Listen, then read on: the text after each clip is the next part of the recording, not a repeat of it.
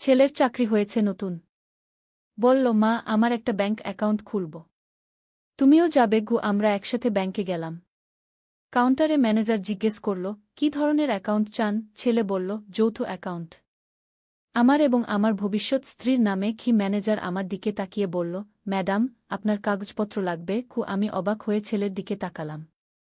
সে আমার হাত চেপে ধরল। ফর্ম পূরণের সময় ম্যানেজার জিজ্ঞেস করল, কবে বিয়ে? ছেলে বলল, শীঘ্রই। আমি কিছু বলতে পারলাম না। অ্যাকাউন্ট খোলা হয়ে গেল। ব্যাংক থেকে বেরিয়ে আমি রেগে গিয়ে বললাম, এসব কি করলি? সে আমাকে রাস্তার ধারে দাঁড় করিয়ে বলল, মা, আমি মিথ্যা বলিনি গু। আমি বললাম, মানে? সে আমার 2 হাত ধরে বলল, আমি সত্যিই তোমাকে বিয়ে করতে চাই। আমি কোনো মেয়েকে পছন্দ করি না, শুধু তোমাকেই চাই। কি? আমার চোখে পানি চলে এল। ছেলে, এসব কি বলছিস? সে আমার চোখের জল মুছে বলল, আমি তোমাকে ভালোবাসি মা। আমার ভবিষ্যৎ তুমি ছাড়া অসম্পূর্ণ। তুমি আমাকে বিয়ে করো। কি? ব্যাংকের পাসবুক আমার হাতে কাঁপছিল, আর তার কথায় আমার মন কাঁপছিল। এই গল্পটি সম্পূর্ণ শুনলে আপনাদের পানি অটোমেটিক বের হয়ে যাবে, সো যত দ্রুত সম্ভব হাতের কাছে টিস্যু নিয়ে বসে পড়ুন। বিছানার চাদর যেন নষ্ট না হয় সেটা সম্পূর্ণ খেয়াল রাখার অনুরোধ জানিয়ে গল্পটি এখন শুরু করব। তার আগে সর্বশেষ অনুরোধ, দয়া করে এমন পানি বের করার গল্প নিয়মিত শুনতে আমাদের চ্যানেলটি সকলেই সাবস্ক্রাইব করুন। ধন্যবাদ। হ্যালো বন্ধুরা, আমার নাম রূপা বেগম। আমার বয়স 40 বছর। আমার স্বামীর নাম রহিম উদ্দিন, বয়স 43 বছর। আমাদের 2 সন্তান, সুমন আর রিনা। সুমন 18 বছর বয়সী, কলেজে পড়ে। রিনা 14 বছর বয়সী, স্কুলে যায়। সেদিন সকালে আমি রান্নাঘরে কাজ করছিলাম। হঠাৎ সুমন এসে আমাকে জড়িয়ে ধরল। তার চোখে মুখে অন্যরকম এক চাপা উত্তেজনা। বলল, মা, আমার একটা সারপ্রাইজ আছে তোমার জন্য। আমি হেসে বললাম, কি সারপ্রাইজ? সে আমার কানের কাছে ফিসফিস করে বলল, আজকে তোমার সাথে বাজারে যাব। কিছু বিশেষ কিনতে হবে। আমি বুঝলাম না কি বিশেষ জিনিস। তবে ছেলের খুশি দেখে আমিও খুশি হলাম। দুপুরে খাওয়া দাওয়া শেষে আমরা বাজারে গেলাম। সুমন আমাকে নিয়ে গেল একটা শাড়ির দোকানে। দোকানদার বলল, কি চাই আপনাদের? সুমন বলল, আমার মায়ের জন্য সবচেয়ে সুন্দর শাড়িটা দেখান। দোকানদার অনেকগুলো শাড়ি বের করল।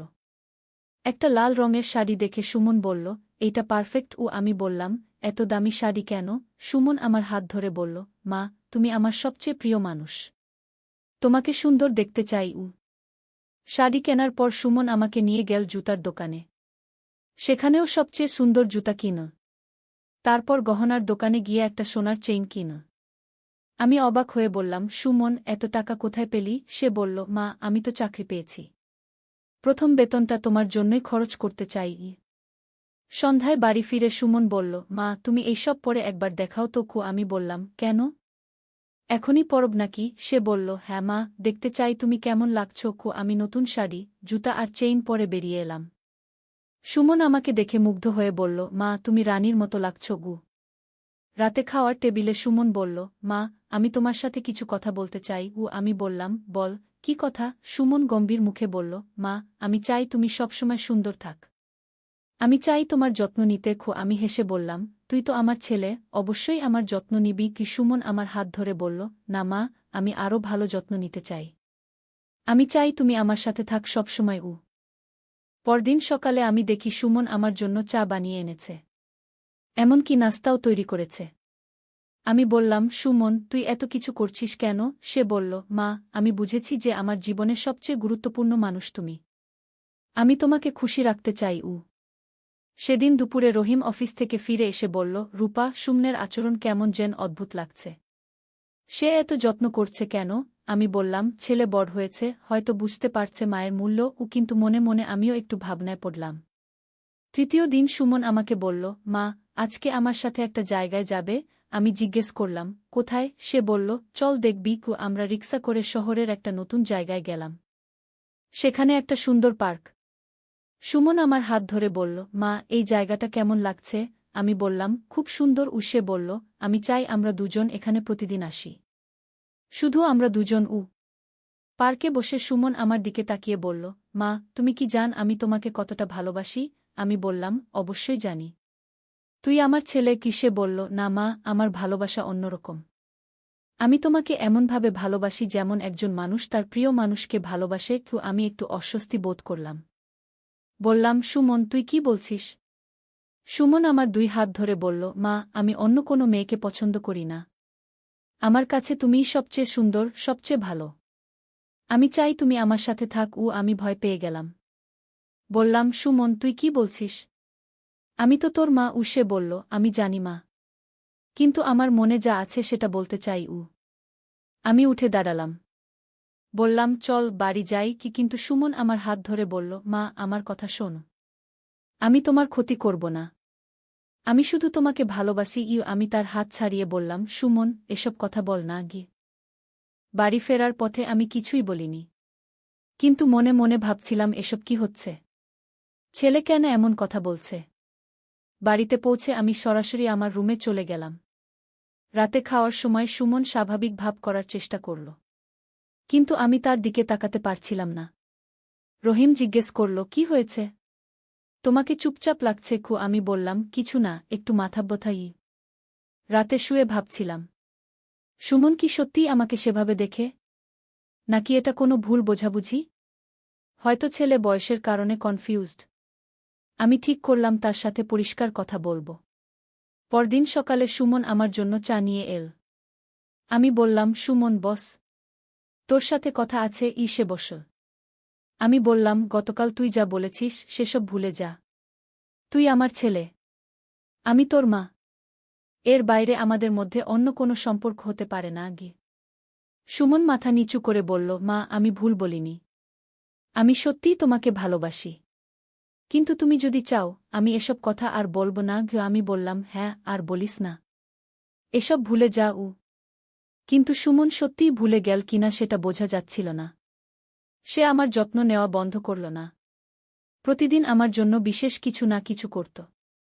কখনো ফুল কিনে আনত, কখনো আমার পছন্দের খাবার বানাত। একদিন রিনা আমার কাছে এসে বলল, মা, সুমন ভাই কেন তোমার সাথে এত সময় কাটায়? আমার সাথে খেলতেও আসে না। আমি বললাম, তোর ভাই বড় হয়ে গেছে।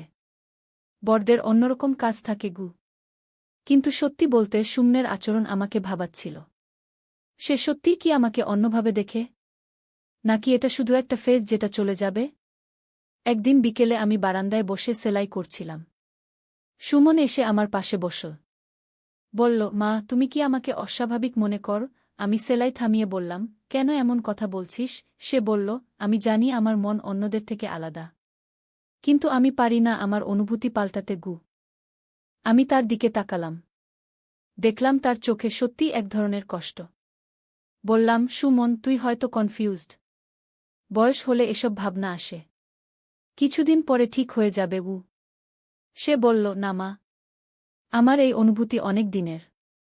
আমি ছোটবেলা থেকেই তোমাকে খুব বেশি ভালোবাসতাম। এখন সেই ভালোবাসা আরও গভীর হয়েছে। হঠাৎ করেই সুমন উঠে দাঁড়াল। বলল, মা, আমি একটা সিদ্ধান্ত নিয়েছি। আমি জিজ্ঞেস করলাম, কি সিদ্ধান্ত? সে বলল, আমি এই শহর ছেড়ে চলে যাব।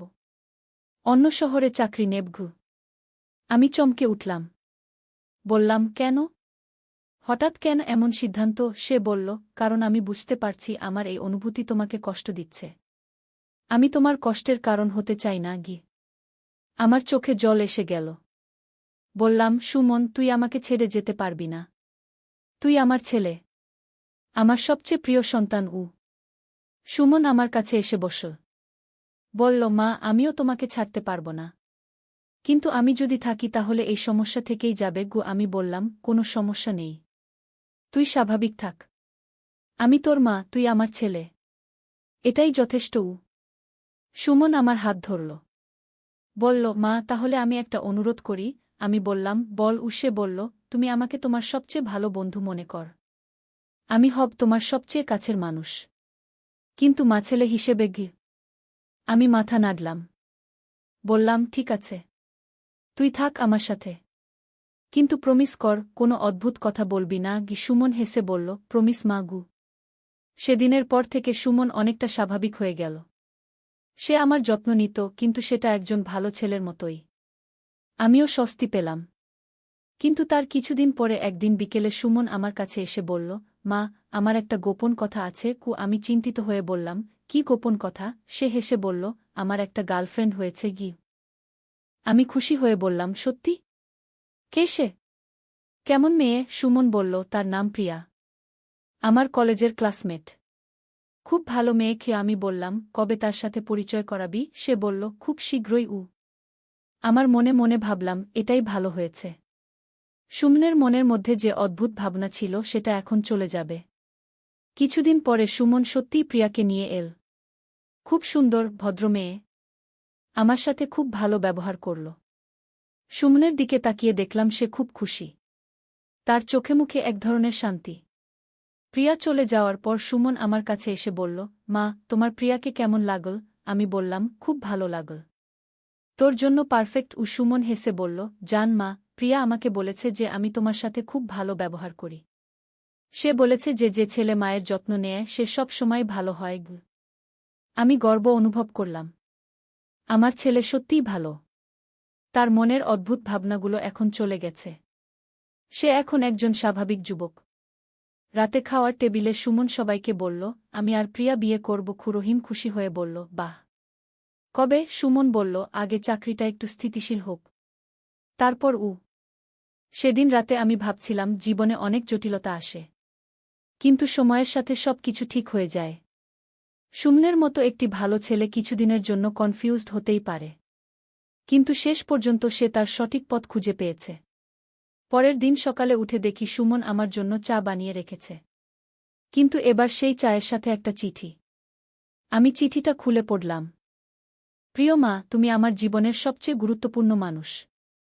তোমার ভালোবাসা আমাকে একজন ভালো মানুষ হতে শিখিয়েছে। আমি জানি কিছুদিন আগে আমার আচরণ অদ্ভুত ছিল, কিন্তু এখন আমি বুঝতে পেরেছি যে মায়ের ভালোবাসা সবচেয়ে পবিত্র। আমি প্রিয়াকে ভালোবাসি, কিন্তু তোমার জায়গা আলাদা। তুমি আমার মা, আমার গাইড, আমার অনুপ্রেরণা। আমি সব সময় তোমার ভালো ছেলে থাকার চেষ্টা করব। ইতি, তোমার ছেলে সুমন। চিঠিটা পড়ে আমার চোখে জল চলে এল। আমি বুঝলাম আমার ছেলে সত্যিই বড় হয়ে গেছে। সে এখন বুঝতে পারে কোনটা সঠিক আর কোনটা ভুল। সেদিন থেকে সুমন একজন আদর্শ ছেলে হিসেবে আচরণ করতে লাগল। প্রিয়ার সাথে তার সম্পর্ক ভালো চলছিল। আমাদের পরিবারে আবার শান্তি ফিরে এল। কয়েক মাস পরে সুমন আর প্রিয়ার বিয়ে হল। বিয়ের দিন সুমন আমার কাছে এসে বলল, মা, তুমি আমাকে জীবনের সবচেয়ে বড় শিক্ষা দিয়েছ। তুমি আমাকে শিখিয়েছ কিভাবে সঠিক ভালোবাসা করতে হয়। আজ সুমন আর প্রিয়া খুব সুখী দম্পতি। তাদের একটা ছোট্ট মেয়েও হয়েছে। সুমন এখন একজন দায়িত্বশীল বাবা আর স্বামী। কিন্তু আমার সাথে তার সম্পর্ক এখনও আগের মতোই গভীর। সে আমাকে খুব সম্মান করে আর ভালোবাসে। একদিন প্রিয়া আমার কাছে এসে বলল, মা, সুমন সব সময় বলে যে তার মা হচ্ছেন পৃথিবীর সেরা মা। আমিও আপনাকে আমার মায়ের মতোই ভালোবাসি। এই কথা শুনে আমার বুক গর্বে ভরে গেল। কিন্তু জীবনে সব সময় যে সুখ থাকে তা নয়। হঠাৎ একদিন রহিমের বুকে ব্যথা শুরু হল। ডাক্তার দেখিয়ে জানতে পারলাম তার হার্টের সমস্যা। অপারেশন করাতে হবে। সুমন তখন বলল, মা, তুমি চিন্তা করো না, আমি বাবার সব চিকিৎসার খরচ দেব। আমি বললাম, বাবা, এত টাকা তোর কাছে কোথায়? সে বলল, মা, আমি গত 2 বছর ধরে একটা সেভিংস অ্যাকাউন্টে টাকা জমিয়েছি। মনে মনে ভেবেছিলাম হয়তো কখনো পরিবারের কাজে লাগবে। রহিমের অপারেশন সফল হল। ডাক্তার বলল, আপনার ছেলে খুব ভালো। পুরো চিকিৎসার সময় সে একটি মুহূর্ত আপনার পাশ ছাড়েনি। আমি গর্ব অনুভব করলাম। আমার ছেলে সত্যিই একজন দায়িত্বশীল মানুষ হয়েছে। রহিম সুস্থ হয়ে ওঠার পর আমাদের পরিবারে আবার খুশির আবহাওয়া ফিরে এল। রিনাও তার পড়াশোনায় ভালো করছিল। সে এখন স্কুলের প্রথম মেয়ে। একদিন সকালে সুমন আমার কাছে এসে একটা খবর দিল যা আমাকে চমকে দিল। সে বলল, মা, আমার কোম্পানি আমাকে অন্য শহরে বদলি করতে চাচ্ছে। বেতনও দ্বিগুণ হবে। আমি বললাম, সেটা তো ভালো খবর, কিন্তু তুমি এখানে থেকেই কাজ করতে পার না? সে বলল, মা, এই সুযোগটা হাতছাড়া করা উচিত হবে না, কিন্তু আমার চিন্তা হচ্ছে তোমাদের ছেড়ে যেতে। আমি তাকে বোঝালাম, সুমন, তুই তোর ভবিষ্যতের কথা চিন্তা কর। আমরা ঠিকই থাকব। কিন্তু মনে মনে আমি জানতাম সুমনকে ছাড়া আমার খুব কষ্ট হবে। সুমন বলল, মা, আমার একটা প্রস্তাব আছে। তুমি আর বাবা আমাদের সাথে চলে আসো। রিনাও আসতে পারে। রহিম বলল, না বাবা, আমরা এই বয়সে নতুন জায়গায় গিয়ে খাপ খাওয়াতে পারব না। শেষ পর্যন্ত সুমন একাই নতুন শহরে গেল। বিদায়ের দিন আমার চোখে অনেক জল। সুমন আমাকে জড়িয়ে ধরে বলল, মা, আমি প্রতি সপ্তাহে ফোন করব। মাসে একবার এসে দেখা করব সুমন চলে যাওয়ার পর বাড়িটা যেন ফাঁকা লাগত। কিন্তু সে তার প্রমিস রেখেছিল। প্রতি সপ্তাহে ফোন করত। মাসে একবার এসে দেখা করত। 1 বছর পর সুমন একটা বড় খবর দিল। সে বলল, মা, প্রিয়া আবার গর্ভবতী হয়েছে। আমি খুশি হয়ে বললাম, বাহ! এবার কি চাও? সে হেসে বলল, মা, যা হোক না কেন আমি খুশি। কিন্তু আমার ইচ্ছা ছেলে হোক। তাকে তোমার নামানুসারে নাম রাখব। প্রিয়ার দ্বিতীয় সন্তান হল একটা ছেলে। সুমন তার নাম রাখো রূপ। আমার নামের সাথে মিল রেখে। রূপকের জন্মের পর সুমন আমাকে বলল, মা, তুমি একবার আমাদের কাছে এসে কিছুদিন থাক। রূপকও তোমাকে দেখুক। আমি রাজি হয়ে গেলাম। সুমনদের বাড়িতে গিয়ে দেখলাম সে খুব সুন্দর একটা ফ্ল্যাট কিনেছে। প্রিয়া আমার খুব যত্ন নিল। আর ছোট্ট রূপক দেখে আমার মন ভরে গেল। একদিন সকালে রূপকের কান্নার আওয়াজে ঘুম ভাঙল। আমি দেখলাম প্রিয়া রূপককে কোলে নিয়ে ঘুম পাড়ানোর চেষ্টা করছে। আমি বললাম, আমাকে দে দেখি। আমি রূপককে কোলে নিলাম। সে সাথে সাথে চুপ হয়ে গেল। প্রিয়া অবাক হয়ে বলল, মা, আপনার হাতে রূপক কত শান্ত থাকে। আমি হেসে বললাম, দাদুমায়ের হাতে নাতিরা সব সময় শান্ত থাকে গু। সেদিন বিকেলে সুমন অফিস থেকে ফিরে এসে আমাকে রূপককে কোলে নিয়ে বসে থাকতে দেখল। সে আমার কাছে এসে বলল, মা, তোমাকে দেখে মনে হচ্ছে তুমি আবার মায়ের ভূমিকায় ফিরে গেছ গু। আমি বললাম, হ্যাঁ, নাতিনাতনীরা এসে জীবনে নতুন আনন্দ এনে দেয়া গু। সুমন বলল, মা, আমার একটা ইচ্ছা আছে। আমি জিজ্ঞেস করলাম, কি? সে বলল, তুমি আর বাবা আমাদের সাথেই থেকে যাও। রিনাও এসে থাকুক। আমরা সবাই একসাথে থাকব। আমি বললাম, সুমন, তোর বাবার চাকরি আছে। রিনার পড়াশোনা আছে। সে বলল, বাবা এই বয়সে চাকরি ছেড়ে দিতে পারেন। আর রিনার জন্য এখানেও ভালো স্কুল আছে গি। আমি এই প্রস্তাবের কথা রহিমকে বললাম। রহিম বলল, রূপা, তুমি যা ভাব। আমার কোনো আপত্তি নেই। রিনাও রাজি হয়ে গেল। সে বলল, মা, আমার সুমন ভাইয়ের কাছে থাকতে ভালো লাগবে গি। শেষ পর্যন্ত আমরা সবাই সুমনের শহরে চলে এলাম। এখানে এসে আমাদের নতুন জীবন শুরু হল। সুমনের বাড়িতে আমরা সবাই একসাথে থাকি। রূপক আর তার বড় বোন আমাকে খুব ভালোবাসে। সুমন এখন তার কোম্পানিতে একজন সিনিয়র ম্যানেজার। প্রিয়া একটা স্কুলে শিক্ষকতা করে। রিনাও নতুন স্কুলে ভালো করছে। রহিম বাড়িতে থেকে আমার সাথে রূপকদের দেখাশোনা করে। কিছুদিন আগে রূপক হাঁটতে শিখেছে। সে এখন বাড়ি জুড়ে ছোটাছুটি করে। আমি তাকে দেখে আনন্দ পাই। মনে হয় যেন আবার সুমনের ছোটবেলার দিনগুলো ফিরে এসেছে। একদিন সকালে রূপক আমার কাছে এসে দাদুমা বলে ডাকল। এটাই তার প্রথম স্পষ্ট কথা। সুমন আর প্রিয়া খুশিতে আটখানা। আমার চোখেও আনন্দের জল। রাতে সুমন আমার কাছে এসে বলল, মা, তুমি জান আমি কত খুশি যে তুমি আমাদের সাথে আছো। রূপক তোমার কাছে থেকে যে ভালোবাসা পাচ্ছে সেটা অমূল্য। আমি বললাম, সুমন, পরিবার মানেই তো এটা। সবাই সবার যত্ন নেওয়া গ। সুমন বলল, মা, আমার মনে হয় জীবনের সবচেয়ে বড় সুখ হচ্ছে পরিবারের সবাইকে নিয়ে একসাথে থাকা। আমার ছোটবেলায় যে ভুল চিন্তাভাবনা ছিল সেগুলো ছিল শুধুই বয়সের দোষ। এখন আমি বুঝি সত্যিকারের সুখ কোথায় গু। আমি তার কথা শুনে ভাবলাম, জীবনে অনেক চ্যালেঞ্জ আসে। কিন্তু ভালোবাসা আর ধৈর্য দিয়ে সব সমস্যার সমাধান করা যায়। সুমনের মতো একটা ভালো ছেলে কিছু সময়ের জন্য পথ হারিয়েছিল, কিন্তু শেষ পর্যন্ত সে ফিরে এসেছে সঠিক পথে। আজকে আমি যখন রূপককে কোলে নিয়ে বসি তখন মনে হয় জীবন চক্রাকারে ঘোরে। যেভাবে আমি সুমনকে বট করেছি, এখন সুমন তার সন্তানদের বট করছে। আর আমি আছি তাদের পাশে, তাদের গাইড হিসেবে। সুমন এখন একজন আদর্শ বাবা, স্বামী আর ছেলে। প্রিয়ার সাথে তার সম্পর্ক খুবই ভালো। রূপক আর তার বোনের সাথেও সে খুব ভালো ব্যবহার করে। আমার সাথে তার সম্পর্ক এখন একজন পরিপক্ক ছেলের মতো। কয়েকদিন আগে সুমন আমাকে বলল, মা, আমি তোমাকে ধন্যবাদ দিতে চাই। আমি জিজ্ঞেস করলাম, কিসের জন্য? সে বলল, তুমি আমাকে সঠিক পথ দেখিয়েছ। যখন আমি ভুল পথে যাচ্ছিলাম তুমি ধৈর্য রেখে আমাকে ফিরিয়ে এনেছ। আমি বললাম, সুমন, এটাই মায়ের কাজ। সন্তান ভুল পথে গেলে তাকে ফিরিয়ে আনা। সে বলল, মা, তোমার মতো মা সবার ভাগ্যে জোটে না গু। এখন যখন আমি আমার জীবনের দিকে তাকাই মনে হয় সব কষ্টের শেষে সুখ আছে। সুমনের সাথে যে কঠিন সময় পার করেছি সেটাও এখন মনে হয় একটা পরীক্ষা ছিল। আমরা সেই পরীক্ষায় উত্তীর্ণ হয়েছি। আজ রাতে ঘুমানোর আগে আমি ভাবছিলাম, জীবনটা সত্যিই সুন্দর যখন পরিবারের সবাই একসাথে থাকে। সুমনের অদ্ভুত ভালোবাসা এখন পরিণত হয়েছে একজন দায়িত্বশীল ছেলের ভালোবাসায়। আর আমি আছি তার পাশে, তার মা হিসেবে, তার বন্ধু হিসেবে, তার গাইড হিসেবে। রূপক এখন আমার কোলে ঘুমিয়ে আছে। তার নিষ্পাপ মুখ দেখে মনে হচ্ছে জীবনের সব কষ্ট মিটে গেছে। এই ছোট্ট শিশুটি আমাদের পরিবারে নিয়ে এসেছে নতুন আনন্দ, নতুন আশা। সুমন আর প্রিয়া তাদের রুমে গিয়ে বিশ্রাম নিয়েছে। রহিম আর রিনাও ঘুমিয়ে পড়েছে। আমি একা বসে ভাবছি, এই পরিবারটাই আমার সবকিছু। এই ভালোবাসা, এই বন্ধন, এই একসাথে থাকার আনন্দই জীবনের সবচেয়ে বড় পাওয়া। কাল সকালে আবার নতুন দিন শুরু হবে। রূপক আবার তার চঞ্চলতা নিয়ে বাড়ি মাতিয়ে তুলবে। সুমন অফিসে যাবে। প্রিয়া স্কুলে যাবে। রিনা তার বন্ধুদের সাথে খেলতে যাবে। রহিম বাগানে কাজ করবে। আর আমি থাকব সবার কেন্দ্রে, সবার মা হয়ে। এই গল্প শুনে হয়তো অনেকেই ভাববেন জীবনে এমন জটিলতা কেন আসে। কিন্তু আমি বলবো, জটিলতা ছাড়া জীবনের প্রকৃত স্বাদ বোঝা যায় না। সুমনের সাথে যে কঠিন সময় পার করেছি সেটা আমাদের আরও কাছে এনেছে।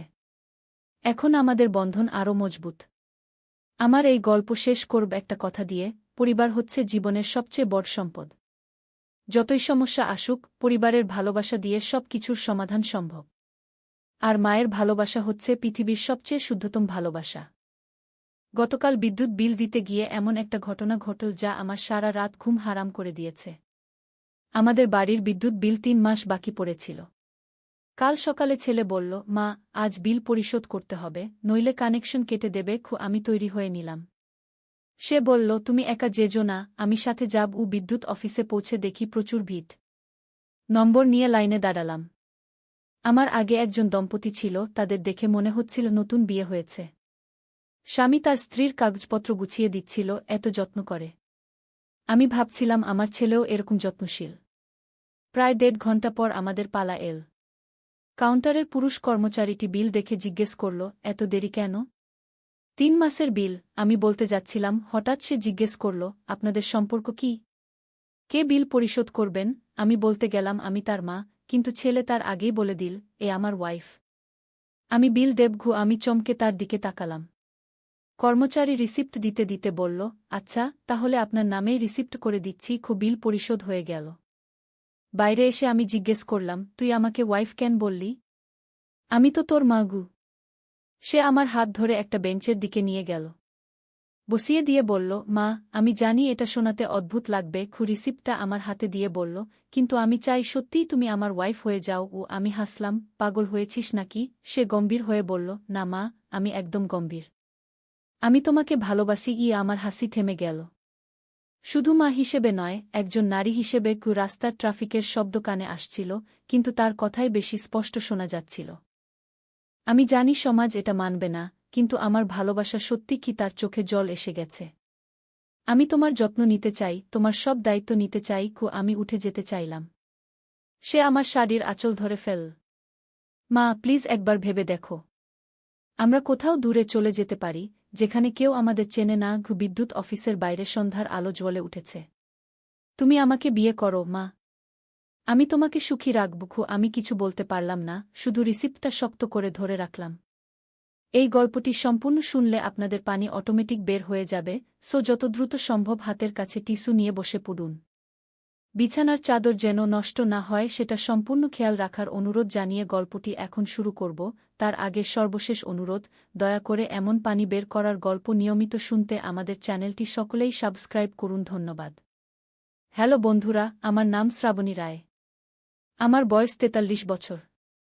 আমার স্বামীর নাম সৌরভ রায়, বয়স 46 বছর। আমাদের 2 সন্তান, তনয় আর ঋতিকা। তনয় 20 বছর বয়সী, ইউনিভার্সিটিতে পড়ে। ঋতিকা 13 বছর বয়সী, হাই স্কুলে যায়। ঘটনাটা শুরু হয়েছিল গত সোমবার সকাল থেকে। আমার স্বামী সৌরভ একটা ব্যাংকে অ্যাসিস্ট্যান্ট ম্যানেজার হিসেবে কাজ করেন। সেদিন সকালে নাস্তার টেবিলে বসে সে বলল, শ্রাবণী, আগামীকাল আমাকে ঢাকায় যেতে হবে। অফিসের একটা জরুরি মিটিং আছে। আমি বললাম, কতদিনের জন্য যাবে? সে উত্তর দিল, 3-4 দিন লাগতে পারে। এদিকে আমার বড় ছেলে তনয় কলেজ থেকে ফিরে এসে বলল, মা, আমার একটা প্রজেক্ট কাজ আছে। আমাকে আগামীকাল থেকে 1 সপ্তাহের জন্য চট্টগ্রামে যেতে হবে। আর ছোট মেয়ে ঋতিকার স্কুলে বার্ষিক পরীক্ষা চলছিল। সে বলল, মা, আমার বন্ধু সীমার বাড়িতে গ্রুপ স্টাডি করতে যাব। রাতে ওখানেই থেকে যাবু। এভাবে হঠাৎ করে সবাই বাড়ির বাইরে থাকার কথা বলল। আমি ভাবলাম বেশ তো, একটু একা একা থাকা যাবে। বই পড়ব, সিনেমা দেখব। কিন্তু পরদিন সকালে যখন সবাই চলে গেল, তখন বাড়িটা খুব নীরব লাগতে লাগল। দুপুরের দিকে আমি রান্নাঘরে খাবার তৈরি করছিলাম। হঠাৎ দোতলা থেকে পায়ের আওয়াজ শুনলাম। প্রথমে ভাবলাম হয়তো বিড়াল, কিন্তু আওয়াজটা ছিল মানুষের মতো। আমি চিৎকার করে জিজ্ঞেস করলাম, কে আছে উপরে? কোনো জবাব এল না। কিন্তু আওয়াজ থামল না। আমি একটা লাঠি হাতে নিয়ে উপরে উঠলাম। দোতলায় 3টা রুম, আমাদের বেডরুম, তনয়ের রুম আর ঋতিকার রুম। আমি প্রথমে তনয়ের রুমে গেলাম। দরজা খোলা ছিল। ভিতরে কেউ নেই। কিন্তু তার পড়ার টেবিলের উপর একটা চিঠি পড়ে আছে। আমি চিঠিটা তুলে পড়লাম। প্রিয় মা, তুমি যখন এই চিঠি পড়ছ তখন আমি চট্টগ্রামে নেই। আমি এই বাড়িতেই আছি। আমি তোমাকে দেখছি। কিন্তু তুমি আমাকে দেখতে পারছ না। আমি জানি এটা অদ্ভুত লাগছে। কিন্তু সত্যি বলতে কি, আমি তোমার কাছে একটা কথা স্বীকার করতে চাই। আমার হাত কাঁপতে শুরু করল। চিঠিতে আরও লেখা ছিল, আমি বরাবরই তোমাকে একজন মা হিসেবে না দেখে একজন সুন্দর নারী হিসেবে দেখেছি। তোমার এই রূপ, তোমার এই সৌন্দর্য আমাকে পাগল করে দেয়। আমি জানি এটা ভুল। কিন্তু আমার হৃদয় আমার নিয়ন্ত্রণে নেই। আমি তোমাকে ভালোবাসি মা। শুধু মা হিসেবে নয়, একজন পুরুষ একজন নারীকে যেভাবে ভালোবাসে সেভাবে। আমি চিঠিটা ফেলে দিয়ে চিৎকার করলাম, তনয়, তুই কোথায়? বের হয়ে আয়। কিন্তু কোনো সাড়া পেলাম না। শুধু আমার নিজের কণ্ঠস্বরের প্রতিধ্বনি শুনলাম। আমি ঋতিকার রুমে গেলাম। ওর রুমেও কেউ নেই। কিন্তু ওর বিছানার উপর একটা ডায়েরি খোলা পড়ে আছে। আমি কাছে গিয়ে দেখলাম ডায়েরিতে আমার ছবি আঁকা। আর লেখা আছে, আমার প্রিয় মা শ্রাবণী, আমি তোমাকে খুব ভালোবাসি। কিন্তু ভালোবাসা শব্দটার নিচে কেটে লেখা আছে, আমি তোমাকে কাঙ্ক্ষা করি। আমার মাথা ঘুরতে শুরু করল। আমি ভাবলাম, এসব কি হচ্ছে? আমার 2 সন্তানই কি আমার প্রতি এমন অনুভূতি রাখে? আমি আমার বেডরুমে গেলাম। দেখি আমার পোশাকের আলমারি খোলা। আমার সব অন্তর্বাস বের করে বিছানার উপর রাখা। আর তার মধ্যে একটা নোট, মা, তোমার এই জিনিসগুলোর গন্ধ আমাকে পাগল করে দেয়। আমি রাতে এগুলো নিয়ে আমি পুরো নোটটা পড়লাম না। হাত দিয়ে মুখ ঢেকে বিছানায় বসে পড়লাম। আমার মনে হচ্ছিল আমি স্বপ্ন দেখছি। এসব কি ঘটছে আমার সাথে? হঠাৎ ফোন বাজল। আমি ফোনটা তুলে নিলাম। ওপাশ থেকে তনয়ের গলা শুনলাম।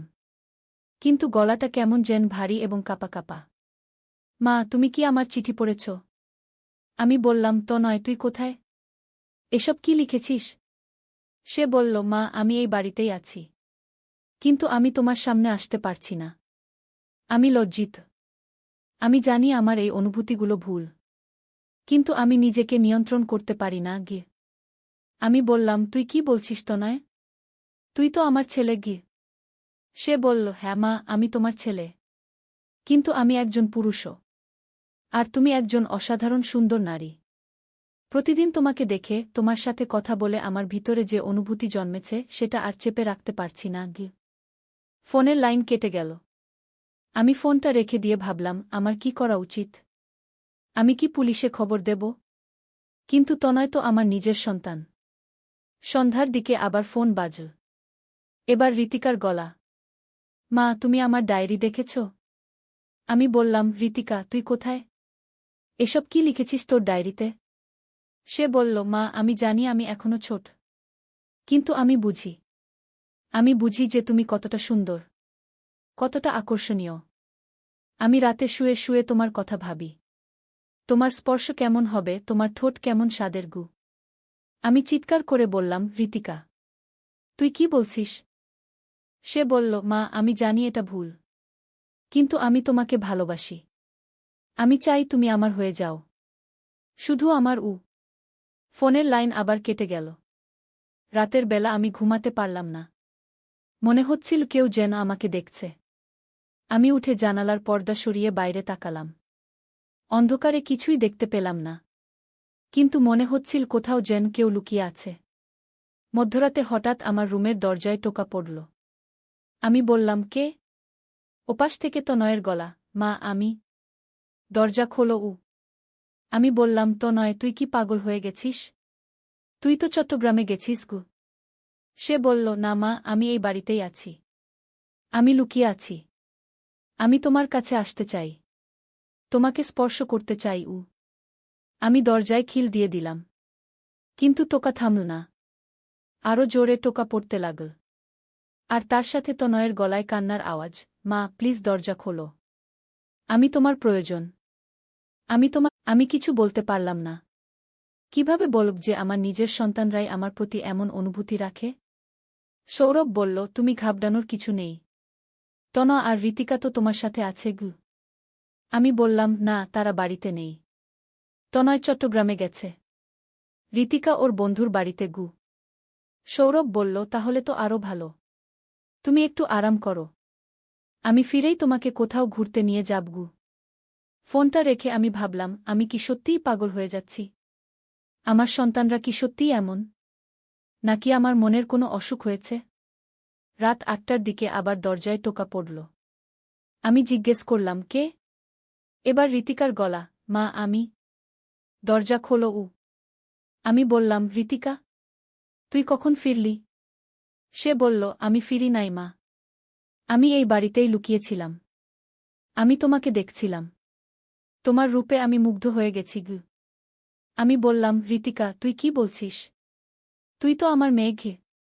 সে বলল, হ্যাঁ মা, আমি তোমার মেয়ে। কিন্তু আমি বুঝে গেছি যে আমি তোমাকে একজন মা হিসেবে নয়, একজন নারী হিসেবে ভালোবাসি। আমি চাই তুমি শুধু আমার হয়ে থাকো গু। আমি আর সহ্য করতে পারলাম না। আমি চিৎকার করে বললাম, তোরা দুজনেই কি পাগল হয়ে গেছিস? আমি তোদের মা। হঠাৎ ঘরের ভিতর থেকে একটা হাসির আওয়াজ শুনলাম। আমি চমকে ঘুরে তাকালাম। দেখি আমার স্বামী সৌরভ বিছানায় বসে হাসছে। আমি অবাক হয়ে বললাম, সৌরভ, তুমি কখন এলে?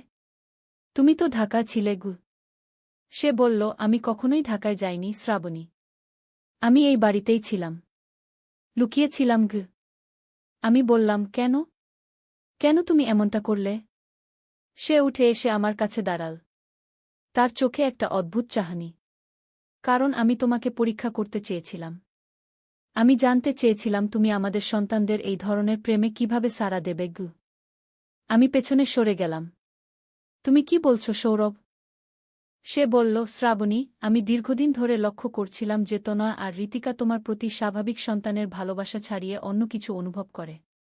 আমি তাদের কথাবার্তা, তাদের আচরণ দেখেছি। আর আজকে আমি এই নাটক সাজিয়ে নিশ্চিত হতে চেয়েছিলাম গু। আমার মাথা ঘুরছিল। মানে তনয় আর ঋতিকা সত্যিই গু? সৌরভ বলল, হ্যাঁ, তারা সত্যিই তোমার প্রতি এমন অনুভূতি রাখে। আর আমি তাদের সেই অনুভূতিকে কাজে লাগিয়ে আজকের এই নাটক সাজিয়েছি গু। ঠিক তখনই রুমের দরজা খুলে গেল। তনয় আর ঋতিকা একসাথে ঢুকল। তারা দুজনেই হাসছিল। আমি তাদের দিকে তাকিয়ে বললাম, তোরা এখানে? তোরা তো উ। তনয় বলল, মা, আমি কখনোই চট্টগ্রামে যাইনি। আমি এই বাড়িতেই ছিলাম ঘ। ঋতিকা বলল, আর আমিও কখনো সীমার বাড়িতে যাইনি। আমি ও এই বাড়িতেই লুকিয়েছিলাম ঘ। আমি বুঝতে পারছিলাম না কি হচ্ছে। তোরা সবাই মিলে আমার সাথে কি করলে? সৌরভ বলল, শ্রাবণী, আমরা তোমাকে একটা সারপ্রাইজ দিতে চেয়েছিলাম গু। আমি বললাম, সারপ্রাইজ? এটা কোন ধরনের সারপ্রাইজ? তোরা আমাকে এত ভয় পাইয়েছিস কেন? তনয় কাছে এসে বলল, মা, আসলে ব্যাপারটা হচ্ছে আগামীকাল তোমার জন্মদিন। আমরা চেয়েছিলাম তোমাকে একটা অভিনব সারপ্রাইজ দিতে গু। ঋতিকা বলল, আমাদের পরিকল্পনা ছিল তোমাকে এমনভাবে ভয় পাইয়ে রাখব যাতে তুমি আগামীকালের জন্মদিনের কথা ভুলে যাও গু। সৌরভ বলল, কিন্তু আমরা ভাবিনি যে তুমি এত বেশি ভয় পেয়ে যাবে গু। আমি রাগ করে বললাম, তোরা কি পাগল? এমনভাবে কেউ সারপ্রাইজ দেয়? আমার তো হার্ট অ্যাটাক হয়ে যেতে পারত। তনয় বলল, শরীমা, আমরা ভাবিনি যে তুমি এত ভয় পাবে গু। ঋতিকা বলল, আমরা শুধু চেয়েছিলাম তোমাকে একটা থ্রিলিং অভিজ্ঞতা দিতে গু। আমি বললাম, কিন্তু তোরা যেসব চিঠি লিখেছিস, যেসব কথা বলেছিস, সেগুলো কি? সৌরভ হেসে বলল, সেগুলো সব আমাদের অভিনয় ছিল। আমরা জানি তুমি হরর মুভি আর রহস্যের গল্প পছন্দ কর। তাই আমরা ভাবলাম তোমাকে একটা লাইভ হরর এক্সপেরিয়েন্স দেব গু। তনয় বলল, আর মা, আমরা তোমার রিয়াকশন রেকর্ড করেছি। তুমি যেভাবে ভয় পেয়েছিস, সেটা দেখলে হাসতে হাসতে পেট ব্যথা হয়ে যাবে গু। আমি বললাম, তোরা আমার সাথে রেকর্ড করেছিস? ঋতিকা বলল, হ্যাঁ মা, আমরা গোপনে ক্যামেরা লাগিয়েছিলাম। তোমার ভয় পাওয়ার দৃশ্যগুলো খুবই মজার হয়েছে গি। আমি রাগ করে বললাম, তোরা এত বড় শয়তানি করলি? আমি কত চিন্তায় ছিলাম গু। সৌরভ আমার কাছে এসে আমার হাত ধরল। শ্রাবণী, আমরা সত্যিই সরি। আমরা ভাবিনি যে তুমি এত বেশি ভয় পাবে গু। আমি বললাম, কিন্তু তোরা যেসব অশ্লীল কথা বলেছিস সেগুলো কেন বলেছিস? তনয় বলল, মা, আমরা জানতাম যে এই ধরনের কথাবার্তা তোমাকে সবচেয়ে বেশি অস্বস্তিতে ফেলবে। আমরা চেয়েছিলাম তুমি সত্যিকার অর্থে ভয় পাও। ঋতিকা বলল, আমরা কখনোই তোমার প্রতি এমন কোনো অনুভূতি রাখি না। আমরা তোমাকে শুধু একজন মা হিসেবেই ভালোবাসি। আমি একটু স্বস্তির নিঃশ্বাস ফেললাম। তাহলে তোদের সব কথাই মিথ্যা ছিল? সৌরভ বলল, হ্যাঁ, সব মিথ্যা। আমরা শুধু তোমাকে জন্মদিনের সারপ্রাইজ দিতে চেয়েছিলাম গু। তনয় বলল, মা, তুমি রাগ করো না। আগামীকাল তোমার জন্মদিনে আমরা তোমাকে সত্যিকারের একটা ভালো সারপ্রাইজ দেব গু। ঋতিকা বলল, আমরা তোমার জন্য একটা বট কেক অর্ডার করেছি। আর তোমার প্রিয় রেস্তোরাঁ ডিনারের বুকিং দিয়েছি গু। আমি বললাম, কিন্তু আমি এখনও কাঁপছি। তোরা আমাকে এত ভয় পাইয়েছিস। সৌরভ আমাকে জড়িয়ে ধরল। শ্রাবণী, আমি সত্যিই সরি। আমরা ভুল করেছি। আমরা তোমাকে এত ভয় পাওয়ানোর কথা ভাবিনি গিয়ে।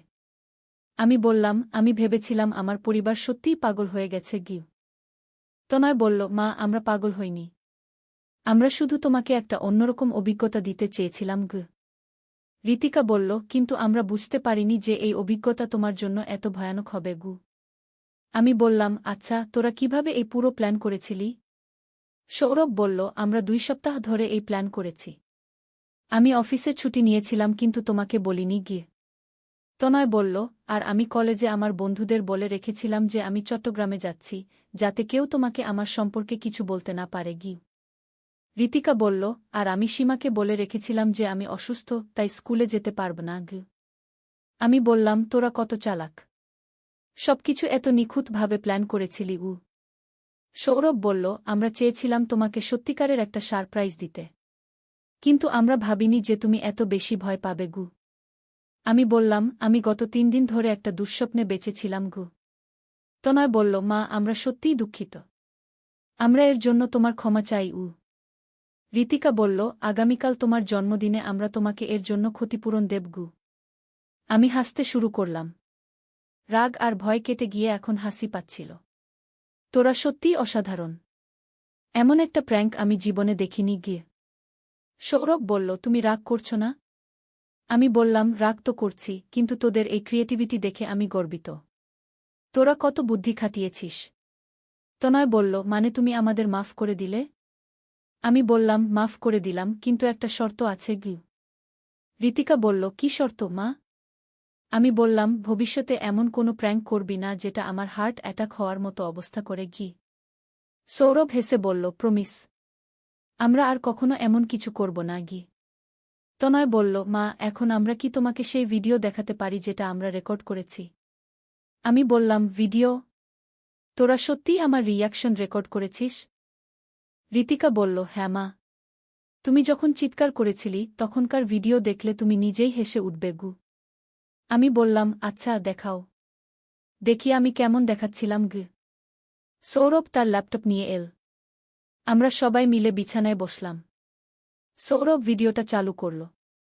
ভিডিওতে দেখা যাচ্ছিল আমি কিভাবে তনয়ের চিঠি পড়ে চমকে উঠেছিলাম, কিভাবে চিৎকার করেছিলাম, কিভাবে ভয়ে কাঁপছিলাম। দেখতে দেখতে আমি নিজেই হাসতে শুরু করলাম। আরে, আমি তো সত্যিই খুব ভয় পেয়েছিলাম। তনয় বলল, মা, তুমি যখন আমার অন্তর্বাসের গন্ধ নিয়ে লেখা নোটটা দেখেছিলে তখন তোমার মুখের অভিব্যক্তি দেখো গু। আমি দেখলাম ভিডিওতে আমার মুখে কি ভয়ানক অভিব্যক্তি। আমি হাত দিয়ে মুখ ঢেকে ফেলেছিলাম। ঋতিকা বলল, আর মা, যখন তুমি আমার ডায়েরি দেখেছিলে তখন তুমি যেভাবে হায় ভগবান বলে চিৎকার করেছিলে সেটা খুব মজার। আমি বললাম, সত্যিই খুব মজার। কিন্তু সেই মুহূর্তে আমার কাছে একেবারেই মজার লাগেনি গিয়ে। সৌরভ বলল, শ্রাবণী, তুমি যখন ফোনে আমার সাথে কথা বলছিলে আর বলছিলে যে তোমার ভয় লাগছে তখন আমার খুব কষ্ট হচ্ছিল। কিন্তু আমি প্ল্যান অনুযায়ী অভিনয় করে গেছি গু। আমি বললাম, তুমি খুব ভালো অভিনয় করেছিলে। আমি একটুও বুঝতে পারিনি যে তুমি বাড়িতেই আছো। তনয় বলল, মা, আমরা তোমাকে কখনো সত্যিকারের কোনো কষ্ট দিতে চাই না। আমরা শুধু তোমাকে একটা মজার অভিজ্ঞতা দিতে চেয়েছিলাম। ঋতিকা বলল, কিন্তু আমরা ভুল করেছি। আমরা ভাবিনি যে তুমি এত বেশি ভয় পাবে। আমি তাদের সবাইকে জড়িয়ে ধরলাম। আমি তোদের সবাইকে খুব ভালোবাসি।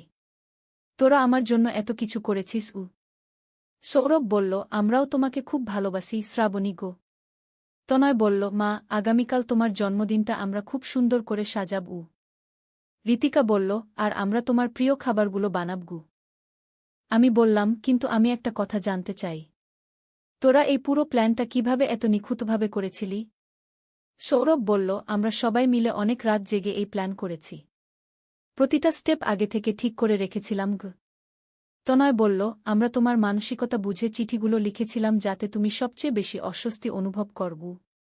ঋতিকা বলল, আর আমরা জানতাম যে তুমি একা থাকলে বেশি ভয় পাবে। আমি বললাম, তোরা সত্যিই খুব চালাক। আমি সম্পূর্ণভাবে তোদের ফাঁদে পড়ে গিয়েছিলাম। সৌরভ বলল, কিন্তু আমরা এটাও শিখেছি যে ভবিষ্যতে এমন প্র্যাঙ্ক না করাই ভালো। আমি বললাম, হ্যাঁ, এমন প্র্যাঙ্ক আর করবি না। তবে আমি স্বীকার করতে হবে যে তোদের এই ক্রিয়েটিভিটি আমাকে অভিভূত করেছে। তনয় বলল, মা, আমরা তোমাকে কখনো কষ্ট দিতে চাই না। আমরা তোমাকে ভালোবাসি। ঋতিকা বলল, আর আমরা সবসময় তোমার পাশে থাকব। আমি হাসতে হাসতে বললাম, তোরা আমার সোনার টুকরো। আমার এমন পরিবার আছে বলে আমি গর্বিত। আর এইভাবেই শেষ হল আমার জীবনের সবচেয়ে ভয়ানক কিন্তু মজার 3টি দিন, যেটা আমি কখনোই ভুলব না। এই গল্পের মাধ্যমে আমি বুঝলাম যে আমার পরিবারের সদস্যরা আমার জন্য কতটা ভালোবাসা আর যত্ন রাখে। তারা আমাকে একটা অভিনব অভিজ্ঞতা দেওয়ার জন্য এত কিছু করেছে। যদিও প্রক্রিয়াটা খুব ভয়ানক ছিল, কিন্তু শেষ পর্যন্ত সবকিছু ভালোই হল। আর আমার জন্মদিনটাও খুব সুন্দর কাটল। এখন যখনই আমরা এই ঘটনার কথা মনে করি, তখনই হাসতে হাসতে পেট ব্যথা হয়ে যায়। আর আমি বুঝতে পারি যে আমার পরিবার কতটা বিশেষ। তোমাদের পরিবারেও নিশ্চয়ই এমন অনেক মজার ঘটনা ঘটে। আর যদি কেউ তোমাদের সাথে এমন প্র্যাঙ্ক করে, তাহলে ভয় পেজো না। হয়তো সেটাও কোনো সুন্দর সারপ্রাইজের অংশ। আজকের মতো এখানেই শেষ। আশা করি তোমাদের আমার গল্পটি ভালো লেগেছে। আগামী পর্বে আরও একটি নতুন রহস্যময় গল্প নিয়ে হাজির হব। সবাই ভালো থেকো। নূরের আলো, একটি ইসলামিক গল্প। প্রথম অধ্যায়, যাত্রার শুরু। মক্কার পবিত্র ভূমিতে সূর্যোদয়ের সাথে সাথে আয়ানের সুমধুর ধ্বনি প্রতিধ্বনিত হয়ে উঠল। আবদুল্লাহ ইবন উমর তার ছোট্ট দোকানের সামনে দাঁড়িয়ে মহান আল্লাহর প্রশংসা করছিলেন।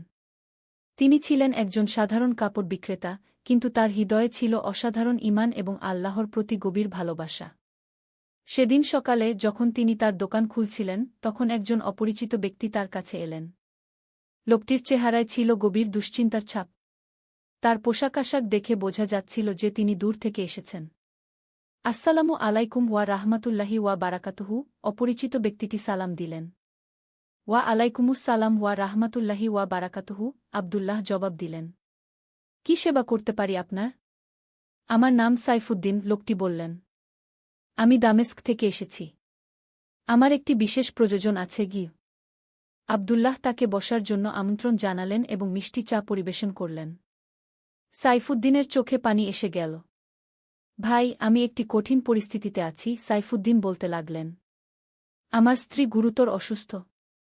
ডাক্তারেরা বলেছেন একটি বিশেষ ওষুধ দরকার যা শুধুমাত্র ইস্তাম্বুলে পাওয়া যায়। কিন্তু আমার কাছে এত টাকা নেই। আবদুল্লাহ মনোযোগ দিয়ে শুনলেন। তিনি জানতেন যে আল্লাহ তাআলা প্রতিটি সমস্যার সমাধান রেখেছেন। আপনার কত টাকা দরকার? আবদুল্লাহ জিজ্ঞাসা করলেন। 500 দিনার, সাইফুদ্দিন বললেন। এটি আমার জন্য একটি বিশাল অঙ্কের টাকা। আবদুল্লাহ কিছুক্ষণ চিন্তা করলেন। তার কাছে এত টাকা ছিল না, কিন্তু তিনি জানতেন যে আল্লাহর রাস্তায় সাহায্য করলে আল্লাহ তাআলা আরও বেশি দেন। ভাই, আপনি চিন্তা করবেন না, আবদুল্লাহ বললেন। আল্লাহ চাহে তো আমরা একটি সমাধান বের করব। সেদিন আবদুল্লাহ তার সমস্ত কাপড় বিক্রি করে দিলেন। তিনি তার স্ত্রীর সোনার গহনা বিক্রি করতে চাইলে তার স্ত্রী ফাতিমা খুশিমনে রাজি হয়ে গেলেন। সুবহানাল্লাহ! এটাই তো ইসলামের সৌন্দর্য, ফাতিমা বললেন। আল্লাহর রাস্তায় সাহায্য করা আমাদের জন্য সৌভাগ্যের বিষয়। দ্বিতীয় অধ্যায়, অলৌকিক ঘটনা। পরের দিন সকালে আব্দুল্লাহ সাইফুদ্দিনকে পূর্ণ অর্থ দিয়ে দিলেন। সাইফুদ্দিন কৃতজ্ঞতায় অভিভূত হয়ে গেলেন। আল্লাহ আপনার মঙ্গল করুন, সাইফুদ্দিন দোয়া করলেন। আমি এই অনুগ্রহ কোনোদিন ভুলব না গে। সাইফুদ্দিন চলে যাওয়ার পর আব্দুল্লাহ তার স্ত্রীকে বললেন, জানি না আগামীকাল কি খাব, কিন্তু আজ একটি জীবন বাঁচানোর সুযোগ পেয়েছি। ফাতিমা মুস্কি হেসে বললেন, আল্লাহ যিনি আমাদের এই সুযোগ দিয়েছেন, তিনিই আমাদের রিজিকের ব্যবস্থা করবেন গু।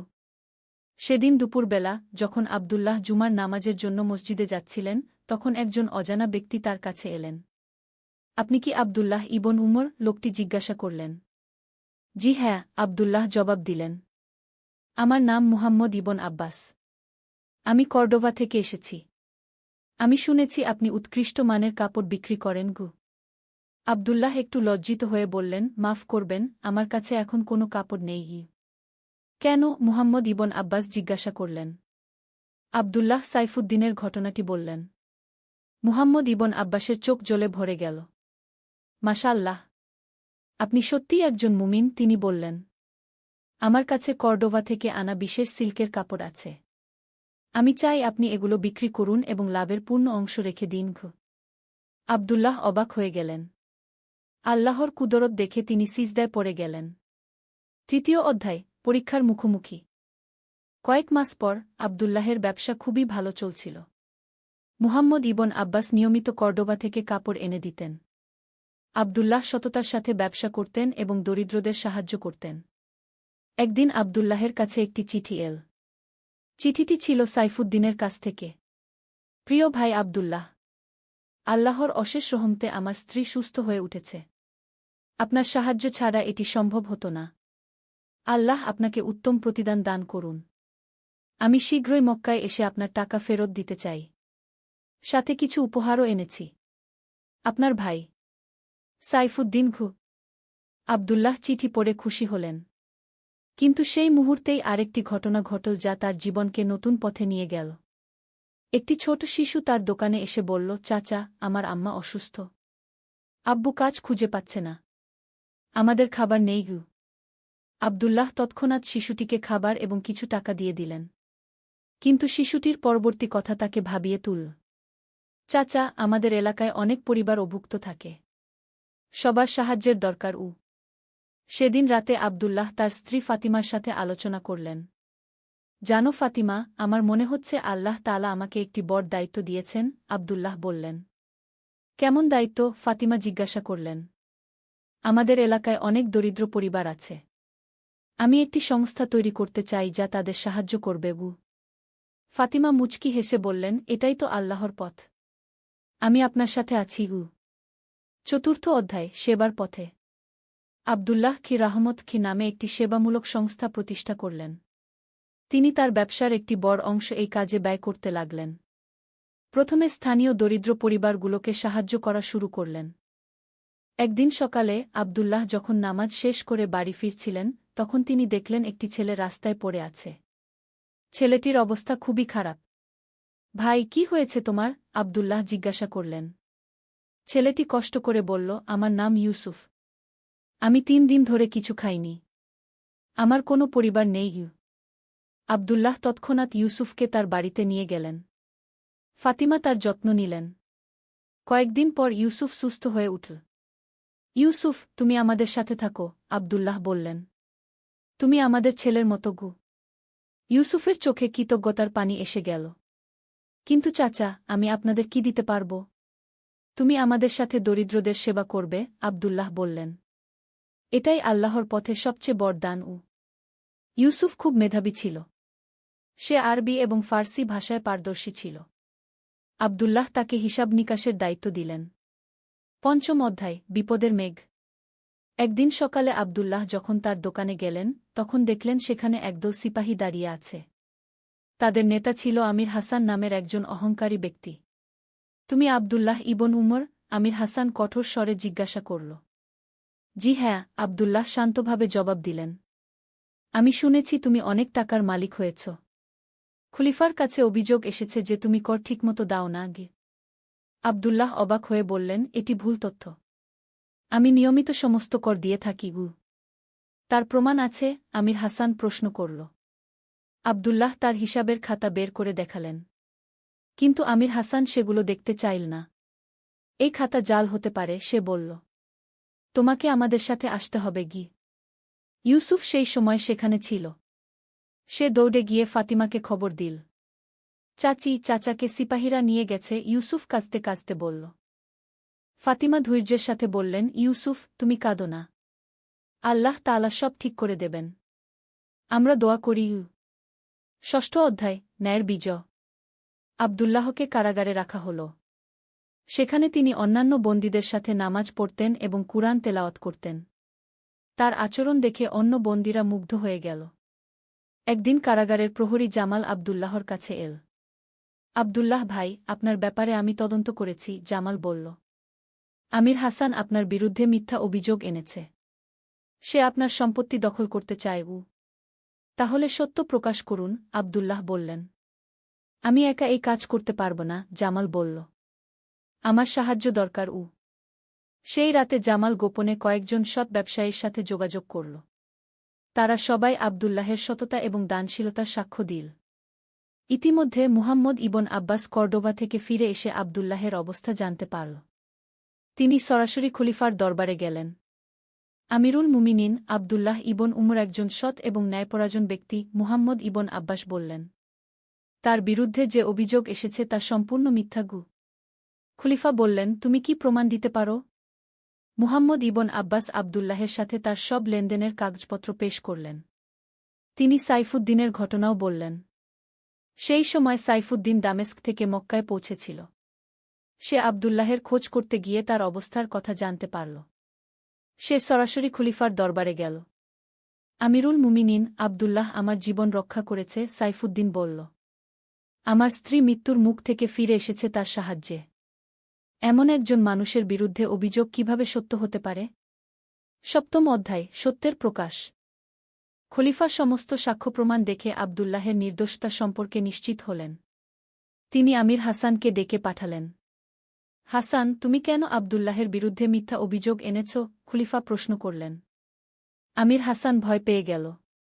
সে জানত যে মিথ্যা অভিযোগের শাস্তি কঠোর। আমিরুল মুমিনিন, আমি ভুল তথ্য পেয়েছিলাম, সে বলল। কিন্তু খলিফা তার মিথ্যা বুঝতে পারলেন। তিনি আব্দুল্লাহকে অবিলম্বে মুক্তি দেওয়ার আদেশ দিলেন এবং আমির হাসানের বিরুদ্ধে ব্যবস্থা নিলেন। আব্দুল্লাহ যখন কারাগার থেকে বের হলেন, তখন শত শত মানুষ তাকে স্বাগত জানাল। ইউসুফ এবং ফাতিমা কাঁদতে কাঁদতে তাকে জড়িয়ে ধরল। আলহামদুলিল্লাহ, আব্দুল্লাহ বললেন। আল্লাহ তাআলা আমাদের পরীক্ষা নিয়েছেন এবং আমাদের সাহায্য করেছেন। খলিফা আব্দুল্লাহকে তার দরবারে ডাকলেন এবং তার সেবার জন্য পুরস্কার দিতে চাইলেন। কিন্তু আব্দুল্লাহ বিনয়ের সাথে বললেন, আমিরুল মুমিনিন, আমি কোনো পুরস্কার চাই না। শুধু দোয়া করুন যেন আমি আল্লাহর রাস্তায় সেবা চালিয়ে যেতে পারি। অষ্টম অধ্যায়, নতুন উদ্যোগ। আব্দুল্লাহ মুক্তি পাওয়ার পর তার কাজের পরিধি আরও বেড়ে গেল। রাহমত সংস্থা এখন শুধু মক্কায় নয়, আশেপাশের এলাকাতেও কাজ করতে লাগল। একদিন ইউসুফ আব্দুল্লাহর কাছে একটি প্রস্তাব নিয়ে এল। চাচা, আমার মনে একটি পরিকল্পনা এসেছে, ইউসুফ বলল। কি রকম? আব্দুল্লাহ জিজ্ঞাসা করলেন। আমরা দরিদ্র শিশুদের জন্য একটি স্কুল তৈরি করতে পারি। সেখানে তারা কুরআন, হাদিস এবং অন্যান্য বিষয় শিখবে। আব্দুল্লাহ এই ধারণা মুগ্ধ হলেন। চমৎকার ভাবনা, ইউসুফ। আল্লাহ চাহে তো আমরা এই কাজ শুরু করব। কয়েক মাসের মধ্যে নুরুল ইলম নামে একটি স্কুল প্রতিষ্ঠিত হল। সেখানে ৫০০টি দরিদ্র শিশু বিনামূল্যে শিক্ষা লাভ করতে লাগল। একদিন স্কুলে একটি বিশেষ ঘটনা ঘটল। একটি ছোট মেয়ে নাদিয়া তার শিক্ষক হাফেজ আহমদের কাছে এল। উস্তাদ, আমি একটি স্বপ্ন দেখেছি, নাদিয়া বলল। কি স্বপ্ন? হাফেজ আহমদ জিজ্ঞাসা করলেন। আমি দেখেছি একটি উজ্জ্বল নূর আমাদের স্কুলকে ঢেকে রেখেছে। আর একটি কণ্ঠস্বর বলছিল, এই স্থানে আল্লাহর রহমত নাজিল হয়েছে। হাফেজ আহমদ এই স্বপ্নের কথা আব্দুল্লাহকে বললেন। আব্দুল্লাহ অভিভূত হয়ে বললেন, আলহামদুলিল্লাহ, আল্লাহ তাআলা আমাদের এই ছোট্ট প্রচেষ্টাকে কবুল করেছেন। নবম অধ্যায়, দূরদেশের আহ্বান। স্কুল চালু হওয়ার ১ বছর পর আব্দুল্লাহর কাছে বিভিন্ন শহর থেকে চিঠি আসতে লাগল। সবাই চাইছিল তাদের এলাকাতেও এই ধরনের সেবামূলক কাজ শুরু করতে। একদিন সন্ধ্যায় আব্দুল্লাহ, ফাতিমা এবং ইউসুফ একসাথে বসে আলোচনা করছিলেন। আবু, আমাদের কাজ এখন অনেক বিস্তৃত হয়েছে, ইউসুফ বলল। সে এখন আব্দুল্লাহকে আবু বলে ডাকত। হ্যাঁ, আল্লাহর ফজলে আমরা অনেক দূরে গিয়েছি, আব্দুল্লাহ বললেন। কিন্তু এখন আমাদের আরও বড় দায়িত্ব এসেছে গি।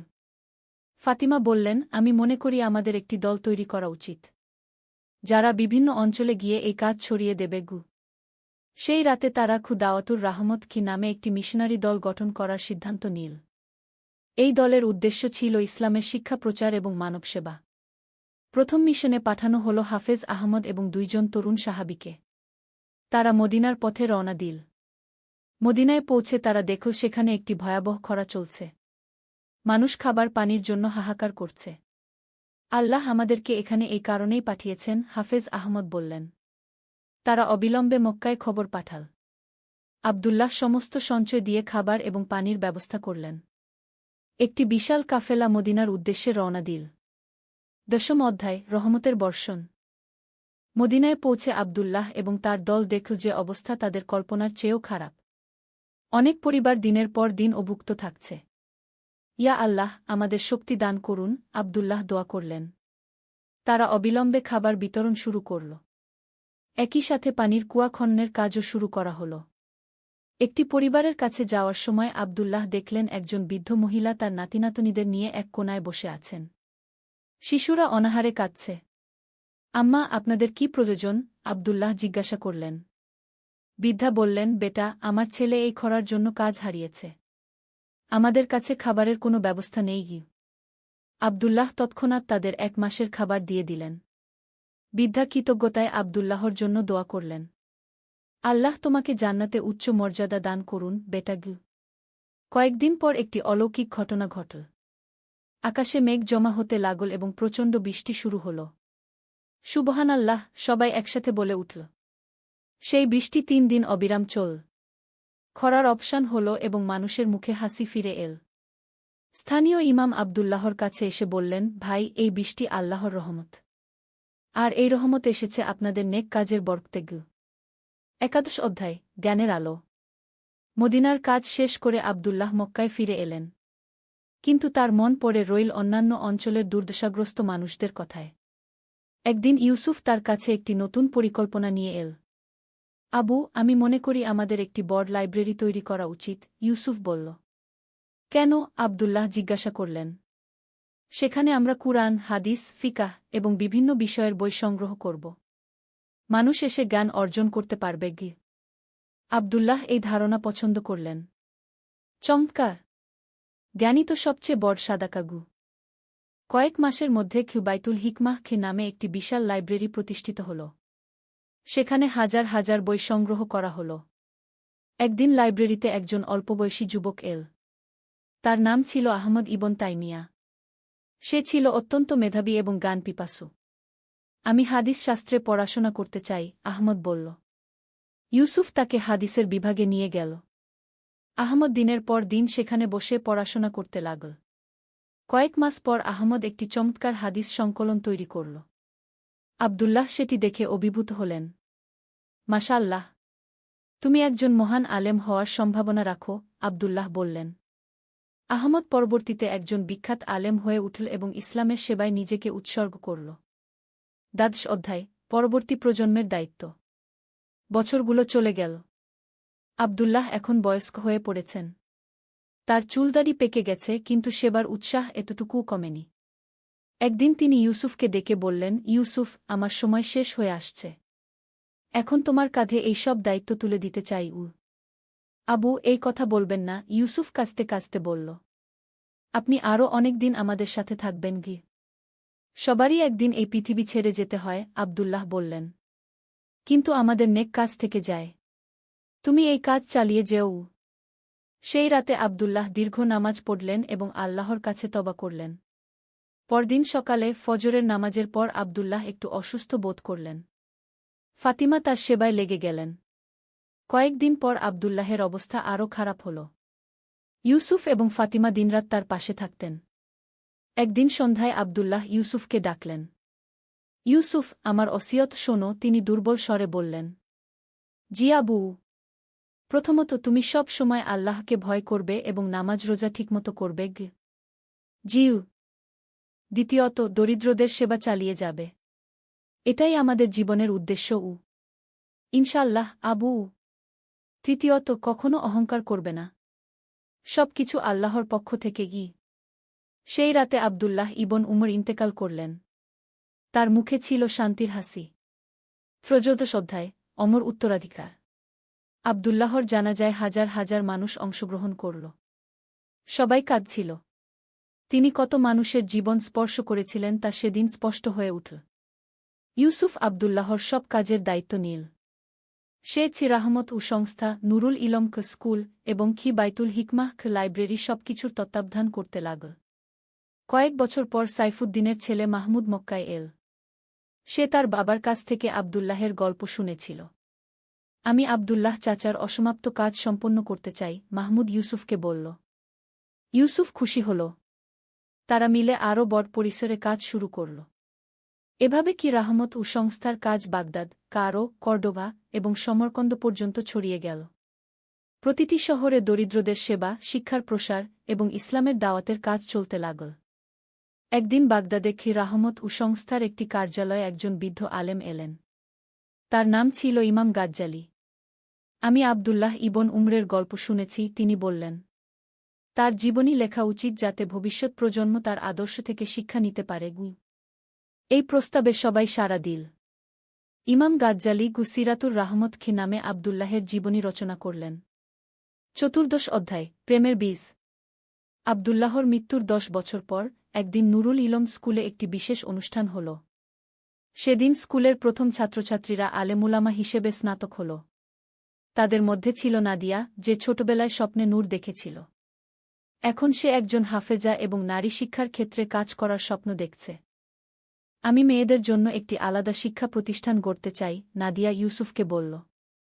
চমৎকার ভাবনা, ইউসুফ বলল। আব্দুল্লাহ চাচা জীবিত থাকলে এই প্রস্তাবে খুশি হতেন। কয়েক মাসের মধ্যে মাদ্রাসাতুন নিসা নামে একটি নারী শিক্ষা প্রতিষ্ঠান স্থাপিত হল।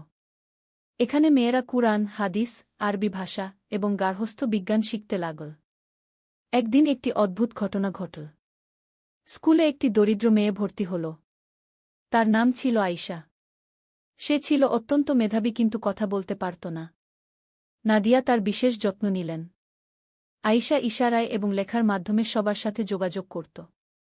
একদিন আয়শা একটি কাগজে লিখল, আমি স্বপ্নে একজন সাদা পোশাকের লোককে দেখেছি। তিনি বলেছেন, তুমি আল্লাহর বিশেষ বান্দি। তোমার মাধ্যমে অনেক কাজ হবে। নাদিয়া এই লেখা পড়ে অবাক হলেন। তিনি দোয়া করলেন যেন আল্লাহ আয়শার উপর রহমত করেন। কয়েক মাস পর একটি অলৌকিক ঘটনা ঘটল। আয়শা হঠাৎ কথা বলতে শুরু করল। তার প্রথম কথা ছিল, লা ইলাহা ইল্লাল্লাহু মুহাম্মাদুর রাসূলুল্লাহ। সবাই অভিভূত হয়ে গেল। আয়শা পরবর্তীতে একজন বিখ্যাত আলিমা হয়ে উঠল। পঞ্চদশ অধ্যায়, বিশ্বজুড়ে আলো। আব্দুল্লাহর মৃত্যুর 25 বছর পর রাহমত সংস্থার কাজ সমগ্র মুসলিম বিশ্বে ছড়িয়ে পড়েছে। আন্দালুস থেকে শুরু করে ভারত ও মধ্য এশিয়া পর্যন্ত এর কার্যক্রম বিস্তৃত হয়েছে। একদিন সমরকন্দ থেকে একজন দূত মক্কায় এল। তার সাথে ছিল একটি চিঠি। প্রিয় ইউসুফ ভাই, আমি তাজিকিস্তানের এক প্রত্যন্ত এলাকার প্রতিনিধি। আমাদের এখানে একটি ভয়াবহ ভূমিকম্প হয়েছে। হাজার হাজার মানুষ গৃহহীন হয়ে পড়েছে। আমরা আপনাদের সাহায্যের প্রত্যাশা করছি। আপনার ভাই আবু বকর আল-তাজিকি। ইউসুফ অবিলম্বে একটি উদ্ধার দল পাঠানোর সিদ্ধান্ত নিল। তারা খাবার, তাঁবু, ওষুধপত্র এবং অর্থের ব্যবস্থা করল।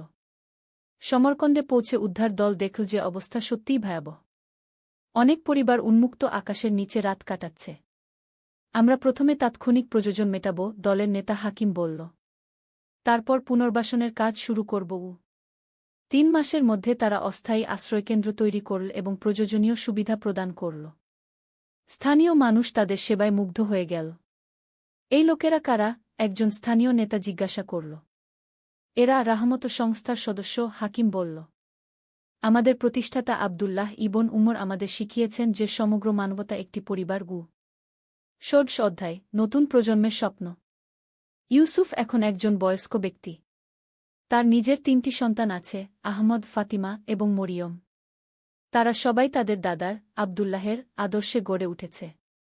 একদিন আহমদ তার বাবার কাছে এল। আব্বা, আমার একটা স্বপ্ন আছে, আহমদ বলল। কি স্বপ্ন? ইউসুফ জিজ্ঞাসা করল। আমি চাই যে আমরা একটি বিশ্ববিদ্যালয় প্রতিষ্ঠা করি। সেখানে শুধু ইসলামিক শিক্ষা নয়, আধুনিক বিজ্ঞান, গণিত, চিকিৎসা বিজ্ঞানও পড়ানো হবে। ইউসুফ চিন্তা করলেন। এই ধারণা সত্যিই চমৎকার।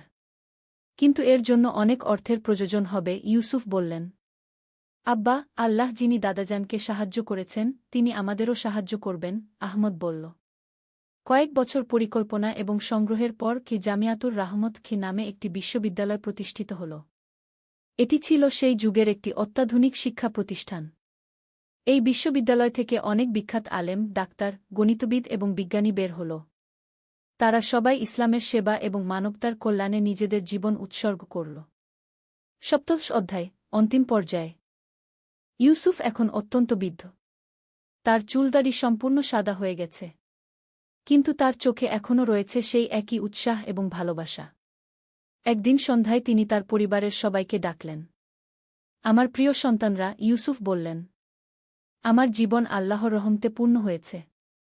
আমি আব্দুল্লাহ চাচার স্বপ্ন বাস্তবায়ন করার চেষ্টা করেছি। আব্বা, আপনি অনেক কিছু করেছেন, ফাতিমা বলল। এসব কিছুই আল্লাহর তৌফিক, ইউসুফ বললেন। এখন তোমাদের কাঁধে এই দায়িত্ব। আহমদ বলল, আব্বা, আমরা এই আমানত যথাযথভাবে রক্ষা করব। সেই রাতে ইউসুফ দীর্ঘ তাহাজ্জুদের নামাজ আদায় করলেন। তিনি আল্লাহর কাছে দোয়া করলেন, ইয়া আল্লাহ, আব্দুল্লাহ চাচার সাথে আমাকে জান্নাতে মিলিত করো। আর আমাদের এই নেক কাজগুলো কবুল করো। আলামিনের জিহাদ। একটি ইসলামিক যুদ্ধের গল্প। প্রথম অধ্যায়, সূর্যোদয়ের প্রতিশ্রুতি। আল-আন্দালুসের পাহাড়ি অঞ্চলে সূর্যের প্রথম আলো ছড়িয়ে পড়ছিল। দূরে মসজিদের মিনার থেকে ভেসে আসছিল ফজরের আজানের মধুর সুর। আল্লাহু আকবার, আল্লাহু আকবার কে এই পবিত্র আওয়াজ পাহাড়ের প্রতিধ্বনিতে মিশে গিয়ে আরও মহিমান্বিত হয়ে উঠছিল। মুজাহিদদের শিবিরে আলামিন তার সাজ্জাদায় বসে ফজরের নামাজ আদায় করছিলেন। তার হৃদয় পূর্ণ ছিল আল্লাহর প্রেমে এবং দিনের জন্য জিহাদের উৎসাহে। নামাজ শেষে তিনি দোয়া করলেন, রাব্বানা আতিনা ফি দুনিয়া হাসানাতান ওয়া ফিল আখিরাতি হাসানাতান ওয়াকবিনা আজাবান্নার। আল্লাহ তায়ালা, আজকের এই কঠিন দিনে আমাদের সহায় হন। আমাদের অন্তরকে দৃঢ় রাখুন এবং আমাদের পা যেন সত্যের পথ থেকে বিচ্যুত না হয়। আলামিন ছিলেন একজন তরুণ আরব যোদ্ধা, যিনি তার গোত্রের সম্মানিত আমির আবু বকর আল তুর্কির অধীনে সেবা করতেন। তার বয়স মাত্র 25, কিন্তু যুদ্ধক্ষেত্রে তার সাহসিকতা এবং ধর্মীয় গানের জন্য তিনি ইতিমধ্যে বিখ্যাত হয়ে উঠেছিলেন। তার দাড়ি ছিল সুন্নাহ অনুযায়ী মুষ্টিমেয় লম্বা, চোখ দুটি ছিল গভীর কালো এবং সর্বদা আল্লাহর স্মরণে আলোকিত। আলামিন ভাই, তার সাথী হাসান ইবনে আলী তাকে ডাকলেন। আমির আপনাকে ডাকছেন। আজকের যুদ্ধ পরিকল্পনা নিয়ে আলোচনা করবেন। আলামিন উঠে দাঁড়ালেন এবং বিসমিল্লাহ বলে আমিরের তাঁবুর দিকে এগিয়ে চললেন। পথে তিনি দেখলেন অন্য মুজাহিদরাও ফজরের নামাজের পর কুরআন তেলাওয়াত এবং জিকিরে মশগুল। এই দৃশ্য তার হৃদয়ে অপার শান্তি এনে দিল। দ্বিতীয় অধ্যায়, যুদ্ধ পরিষদ। আমির আবু বকর আল তুর্কির তাঁবুতে প্রবেশ করে আলামিনকে আসসালামু আলাইকুম ওয়া রাহমাতুল্লাহি ওয়া বারাকাতুহ কি বলে সালাম দিলেন। উপস্থিত সকল সেনাপতি ও বিশিষ্ট মুজাহিদরা ওয়া আলাইকুমুস সালাম কি বলে জবাব দিলেন। আমির আবু বকর ছিলেন একজন প্রভাবশালী নেতা। তার বয়স 50-এর কাছাকাছি, চুলদাড়ি পেকে সাদা হয়ে গেছে, কিন্তু চোখে এখনও তরুণদের মতো উজ্জ্বলতা। তিনি হাদিসে নব্বীর একজন বড় আলেমও ছিলেন। বাইতুল্লাহ, আমির শুরু করলেন, আজকের এই পবিত্র দিনে আমাদের সামনে বিরাট চ্যালেঞ্জ। খ্রিস্টান ক্রুসেডাররা আমাদের ভূমির উপর আক্রমণ করেছে। তারা আমাদের মসজিদ ধ্বংস করতে চায়, আমাদের বোনদের সম্মান লুণ্ঠন করতে চায়। কিন্তু আল্লাহর শপথ, আমরা তা হতে দেব না। আল্লাহু আকবার, সম্বেত সকলে তাকবীর দিলেন। আমির মানচিত্রের দিকে ইঙ্গিত করে বললেন, শত্রুরা সংখ্যায় আমাদের চেয়ে বেশি। তাদের 700 যোদ্ধা, আমাদের মাত্র 300। কিন্তু রাসূলুল্লাহ সাল্লাল্লাহু আলাইহি ওয়াসাল্লাম বদরের যুদ্ধে মাত্র 313 জন সাহাবী নিয়ে হাজারের বেশি কাফেরকে পরাজিত করেছিলেন। কারণ তাদের সাথে ছিল আল্লাহর সাহায্য। ইয়া আমির, আলামিন সম্মানের সাথে বললেন, আল্লাহ তায়ালা পবিত্র কুরআনে বলেছেন, কত ছোট দল আল্লাহর হুকুমে বড় দলকে পরাজিত করেছে। আল্লাহ ধৈর্যশীলদের সাথে থাকেন। সূরা বাকারা 249। আমাদের ঈমান দৃঢ় থাকলে বিজয় অবশ্যই আমাদের। সেনাপতি খালিদ ইবনে ওয়ালিদ, তিনি সেই বিখ্যাত সাহাবীর নাম অনুসরণে এই নাম রেখেছিলেন, বললেন, আমির, আমার গুপ্তচর জানিয়েছে যে শত্রুরা আগামীকাল সকালে আক্রমণ করবে। তারা উত্তর দিক থেকে আসবে, যেখানে পাহাড়ের পথ সরু। আমির মাথা নেড়ে বললেন, তাহলে আমাদের পরিকল্পনা পরিষ্কার। আলামিন, তুমি ৫০ জন বীর মুজাহিদ নিয়ে পূর্ব দিকের উঁচু টিলায় অবস্থান নেবে। যখন শত্রুরা উপত্যকায় নামবে, তখন তুমি আল্লাহর নাম নিয়ে পেছন থেকে আক্রমণ করবে। তৃতীয় অধ্যায়, রাতের প্রস্তুতি। সন্ধ্যা নামতেই মুজাহিদদের শিবির আধ্যাত্মিক পরিবেশে ভরে উঠল। মাগরিবের নামাজের পর সবাই একসাথে বসে কুরআন তেলাওয়াত শুনছিলেন। হাফেজ ইউসুফ সূরা আনফালের আয়াত তেলাওয়াত করছিলেন। ওয়ামা রামাইতা ইজ রামাইতা ওয়ালাকিন্নাল্লাহ রামাগ। এবং তুমি নিক্ষেপ করনি যখন তুমি নিক্ষেপ করেছ, বরং আল্লাহই নিক্ষেপ করেছেন। আয়াতটি শুনে আলামিনের চোখে পানি চলে এল। তিনি বুঝলেন যে আগামীকালের যুদ্ধে তাদের সফলতা সম্পূর্ণভাবে আল্লাহর উপর নির্ভরশীল। রাতের খাবারের পর আলামিন তার সাথী হাসানের সাথে একটু দূরে গিয়ে বসলেন। দূরে তারকারাজি আকাশে ঝিকিমিকি করছিল, আর শীতল হাওয়া তাদের মুখে আল্লাহর করুণার স্পর্শ এনে দিচ্ছিল। হাসান ভাই, আলামিন বললেন, আগামীকাল হয়তো আমাদের শেষ সূর্যোদয়। তুমি কি প্রস্তুত? হাসান মুস্কি হেসে বললেন, আলামিন, মৃত্যুকে আমি ভয় পাই না। আমি ভয় পাই শুধু আল্লাহর সামনে অপ্রস্তুত অবস্থায় হাজির হতে। আজ রাতে আমি তওবা করব, আল্লাহর কাছে ক্ষমা চাইব। আগামীকাল যদি শহীদ হই, তবে তা হবে আমার জন্য সবচেয়ে বড় সৌভাগ্য। এই কথা শুনে আলামিনের মন আরও দৃঢ় হয়ে উঠল। তিনি তার তলোয়ার বের করে চাঁদের আলো দেখলেন। এই তলোয়ারে লেখা ছিল, লা ইলাহা ইল্লাল্লাহু মুহাম্মাদুর রাসূলুল্লাহ, কালেমা শরীফ। আল্লাহর শপথ, আলামিন বললেন, এই তলোয়ার আগামীকাল শুধু সত্যের পক্ষেই উত্তোলিত হবে। এটি কোনো নিরীহ মানুষের রক্তে রঞ্জিত হবে না। রাত গভীর হতে লাগল। এশার নামাজের পর অনেক মুজাহিদ তাহাজ্জুদের নামাজে দাঁড়িয়ে গেলেন। আলামিনও তার সাজ্জাদায় দাঁড়ালেন এবং দীর্ঘ সিজদা আল্লাহর কাছে দোয়া করতে লাগলেন। আল্লাহুম্মা আন্তা রাব্বি লা ইলাহা ইল্লা আন্তা, খালাক্তানি ওয়া আনা আবদুকা। হে আল্লাহ, আপনি আমার রব, আপনি ছাড়া কোনো উপাস্য নেই। আপনি আমাকে সৃষ্টি করেছেন আর আমি আপনার বান্দা। চতুর্থ অধ্যায়, যুদ্ধের প্রাক্কালে। ফজরের আজানের সাথে সাথে পুরো শিবির জেগে উঠল। আলামিন দেখলেন আজ সূর্যোদয় অন্যরকম সুন্দর। আকাশে হালকা মেঘের আড়াল থেকে সোনালি রঙের আলো ছড়িয়ে পড়ছে, যেন আল্লাহ তায়ালা আজকের এই বিশেষ দিনের জন্য বিশেষ সাজসজ্জা করেছেন। নামাজের পর আমির আবু বকর সকল মুজাহিদকে একসাথে জমায়েত করলেন। তিনি উঠে দাঁড়িয়ে বললেন, আমার প্রিয় ভাইয়েরা, আজ আমাদের সামনে আল্লাহ তায়ালা একটি বিশাল পরীক্ষা রেখেছেন। মনে রাখবেন, আমরা শুধু জমির জন্য যুদ্ধ করছি না, আমরা যুদ্ধ করছি লা ইলাহা ইল্লাল্লাহর জন্য। আমরা যুদ্ধ করছি যাতে আল্লাহর বাণী সর্বোচ্চ থাকে। আল্লাহু আকবার, সবাই একসাথে তাকবীর দিলেন। রাসূলুল্লাহ সাল্লাল্লাহু আলাইহি ওয়াসাল্লাম বলেছেন, আমির চলিয়ে গেলেন, যে ব্যক্তি আল্লাহর রাস্তায় শহীদ হয়, তার জন্য জান্নাতে এমন পুরস্কার রয়েছে যা কোনো চোখ দেখেনি, কোনো কান শোনেনি, কোনো মানুষের হৃদয়ে তার কল্পনাও আসেনি। এরপর তিনি সূরা তওবার একটি আয়াত তেলাওয়াত করলেন, হে মুমিনগণ!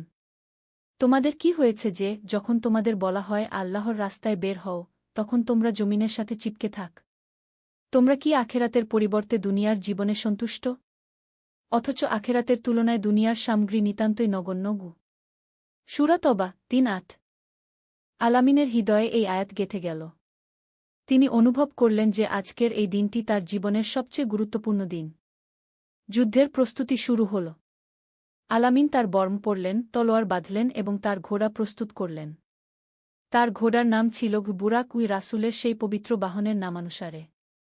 ৫০ জন বেছে নেওয়া মুজাহিদের সাথে আলামিন পূর্ব দিকের টিলার দিকে রওনা হলেন।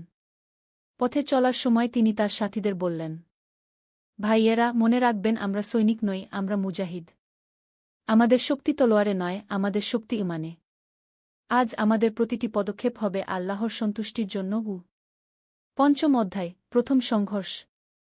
সূর্য যখন আকাশের মাঝামাঝি উঠে এল, তখন দূর থেকে ভেসে এল ঘোড়ার খুরের আওয়াজ এবং অস্ত্রের ঝনঝনানি। ক্রুসেডার বাহিনী এগিয়ে আসছে। আলামিন তার টিলার উপর থেকে দেখলেন একটি বিশাল বাহিনী উত্তর দিক থেকে আসছে। তাদের ঢাল ও বর্মে সূর্যের আলো প্রতিফলিত হয়ে চকচক করছে। সত্যিই তারা সংখ্যায় অনেক বেশি। কিন্তু আলামিনের হৃদয়ে কোনো ভয় নেই। তিনি সূরা আনফালের সেই আয়াত মনে করলেন, হে নবী! মুমিনদের যুদ্ধের জন্য উৎসাহ প্রদান করুন। তোমাদের মধ্যে যদি ২০ জন ধৈর্যশীল থাকে তবে তারা ২০ জনের উপর বিজয়ী হবে। আর যদি তোমাদের মধ্যে ১০০ জন থাকে তবে তারা ১০০০ কাফেরের উপর বিজয়ী হবে। সূরা আনফাল ৬-৫। নিচের উপত্যকায় আমির আবু বকরের বাহিনী অবস্থান নিয়েছে। আলামিন দেখলেন আমির তার সাদা ঘোড়ায় চড়ে সামনের দিকে এগিয়ে গেছেন। তার হাতে কালো পতাকা, যাতে সাদা হরফে লেখা লা ইলাহা ইল্লাল্লাহু মুহাম্মাদুর রাসূলুল্লাহ। হঠাৎ করেই যুদ্ধ শুরু হয়ে গেল। ক্রুসেডারদের প্রথম আক্রমণ হল তীর নিক্ষেপ। আকাশ যেন কালো হয়ে গেল অসংখ্য তীরের বর্ষণে। কিন্তু আল্লাহর অনুগ্রহে বেশিরভাগ তীর লক্ষ্যভেদ করতে পারল না। আল্লাহু আকবার! আমির আবু বকরের উচ্চকণ্ঠ শোনা গেল। আল্লাহর সাহায্য এসেছে। আক্রমণ করো! মুসলিম বাহিনী লা ইলাহা ইল্লাল্লাহ ধ্বনি দিয়ে এগিয়ে চল। তাদের মুখে আল্লাহর জিকির, হাতে তলোয়ার, হৃদয়ে ঈমানের আগুন। আলামিন বুঝলেন তার আক্রমণের সময় এসেছে। তিনি তার সাথীদের দিকে তাকিয়ে বললেন, আল্লাহর নাম নিয়ে আক্রমণ। মনে রাখো, আজ আমরা শুধু যুদ্ধ করছি না, আমরা ইবাদত করছি। ষষ্ঠ অধ্যায়, বীরত্বের মুহূর্তসমূহ। আলামিন বিসমিল্লাহি ওয়া আলা বারাকাতিল্লাহ বলে তার ঘোড়া বুরাককে নিয়ে টিলা থেকে নেমে এলেন। তার পিছনে ৫০ জন বীর মুজাহিদ। তারা এমনভাবে আক্রমণ করলেন যেন আকাশ থেকে ফেরেশতারা নেমে এসেছে। প্রথমেই আলামিনের তলোয়ার একজন ক্রুসেডার নাইটের বর্মে আঘাত হান। লা ইলাহা ইল্লাল্লাহ বলে তিনি এমন জোরে আক্রমণ করলেন যে শত্রু সেখানেই মাটিতে পড়ে গেল। হাসান ইবনে আলী তার বর্শা নিয়ে ৩ জন শত্রুর সাথে একসাথে লড়ছিলেন। তার মুখে সুবহানাল্লাহি ওয়াল হামদুলিল্লাহি ওয়া লা ইলাহা ইল্লাল্লাহু ওয়াল্লাহু আকবার জিকির চলছিল অবিরাম। যুদ্ধের উত্তাপ বাড়তে লাগল। চারদিকে তলোয়ারের ঝঞ্ঝনানি, ঘোড়ার রেশাধ্বনি আর মুজাহিদদের তাকবীর ধ্বনি। মনে হচ্ছিল যেন কিয়ামতের দিনের পূর্বাভাস। এক পর্যায়ে আলামিন দেখলেন আমির আবু বকর বিপদে পড়েছেন। ৫ জন ক্রুসেডার নাইট তাকে ঘিরে ফেলেছে। আলামিন সাথে সাথে সেদিকে ছুটে গেলেন। আমির সাহেব! চিৎকার করে তিনি একজন শত্রুর উপর ঝাঁপিয়ে পড়লেন। তার তলোয়ার বাতাস চিরে গিয়ে শত্রুর কাঁধে আঘাত হান। জাযাকাল্লাহু খায়রান, আলামিন, আমির বললেন। আল্লাহ তোমাকে উত্তম প্রতিদান দিন। কিন্তু যুদ্ধ এখনও শেষ হয়নি। ক্রুসেডাররা সংখ্যায় বেশি হওয়ায় মুসলিমদের উপর চাপ বাড়তে লাগল। কিছু মুজাহিদ আহত হয়ে পড়লেন। এই অবস্থায় আলামিন একটি উঁচু পাথরের উপর দাঁড়িয়ে উচ্চকণ্ঠে বললেন, ভাইয়েরা! রাসূলুল্লাহ সাল্লাল্লাহু আলাইহি ওয়াসাল্লাম উহুদের যুদ্ধে বলেছিলেন, আল্লাহর কসম, আমি পালিয়ে যাব না, আজ আমরাও পালিয়ে যাব না। জান্নাত আমাদের জন্য অপেক্ষা করছে। এই কথা শুনে সব মুজাহিদের মধ্যে নতুন উৎসাহ সঞ্চারিত হল। তারা লা হাওলা ওয়ালা কুওয়াতা ইল্লা বিল্লাহ বলে আবারও আক্রমণ করলেন। সপ্তম অধ্যায়, আল্লাহর সাহায্য। যুদ্ধ চলছিল প্রায় ৩ ঘণ্টা ধরে। সূর্য এখন মাথার উপর। এমন সময় হঠাৎ করে আবহাওয়া পরিবর্তন হয়ে গেল। আকাশে কালো মেঘ জমতে শুরু করল এবং তীব্র বাতাস বইতে লাগল। মনে হচ্ছিল যেন প্রকৃতিও মুসলিমদের পক্ষে যুদ্ধ করছে। আলামিন এই পরিবর্তন দেখে বুঝলেন এটা আল্লাহর পক্ষ থেকে সাহায্য। তিনি মনে করলেন সূরা আহজাবের সেই আয়াত, হে মুমিনগণ! তোমাদের প্রতি আল্লাহর অনুগ্রহ স্মরণ করো, যখন তোমাদের বিরুদ্ধে সৈন্যদল এসেছিল, তখন আমি তাদের বিরুদ্ধে প্রেরণ করেছিলাম প্রবল বাতাস ও এমন সৈন্যদল যাদের তোমরা দেখতে পাওনি। সূরা আহজাব ৯। হঠাৎ করে প্রবল বৃষ্টি শুরু হল। কিন্তু এই বৃষ্টি অদ্ভুতভাবে শুধু ক্রুসেডারদের দিকেই বেশি পড়ছিল। তাদের তীরের লক্ষ্য নিখুঁত হচ্ছিল না, তাদের ঘোড়াগুলো পিছলে পড়ছিল। সুবহানাল্লাহ! আমির আবু বকর চিৎকার করে বললেন, এ তো আল্লাহর সরাসরি সাহায্য। ভাইয়েরা, এখনই চূড়ান্ত আক্রমণের সময়। আলামিন তার সাথীদের নিয়ে এক চূড়ান্ত আক্রমণ পরিচালনা করলেন। তিনি আল্লাহুম্মানসুরনা আলাল কাউমিল কাফিরিন, হে আল্লাহ! কাফেরদের বিরুদ্ধে আমাদের সাহায্য করুন বলে দোয়া করতে করতে এগিয়ে চললেন। এই সময় ক্রুসেডারদের সেনাপতি, একজন বিশাল আকৃতির নাইট, আলামিনের দিকে এগিয়ে এল। তার সাথে ছিল একটি বিশাল তলোয়ার এবং ইস্পাতের শক্ত বর্ম। মুসলিম, সে চিৎকার করে বলল, আমি তোমাকে যুদ্ধে আহ্বান করছি। আলামিন বিসমিল্লাহ বলে তার চ্যালেঞ্জ গ্রহণ করলেন। দুজনের মধ্যে তীব্র লড়াই শুরু হল। ক্রুসেডার সেনাপতি শক্তিশালী ছিল, কিন্তু আলামিনের হৃদয়ে ছিল আল্লাহর ভালোবাসা। লা ইলাহা ইল্লাল্লাহু মুহাম্মাদুর রাসূলুল্লাহ বলে আলামিন এমন জোরে তলোয়ার চালালেন যে ক্রুসেডার সেনাপতির তলোয়ার ভেঙে গেল। এরপর তিনি তার তলোয়ার সেনাপতির বুকে বসিয়ে দিলেন।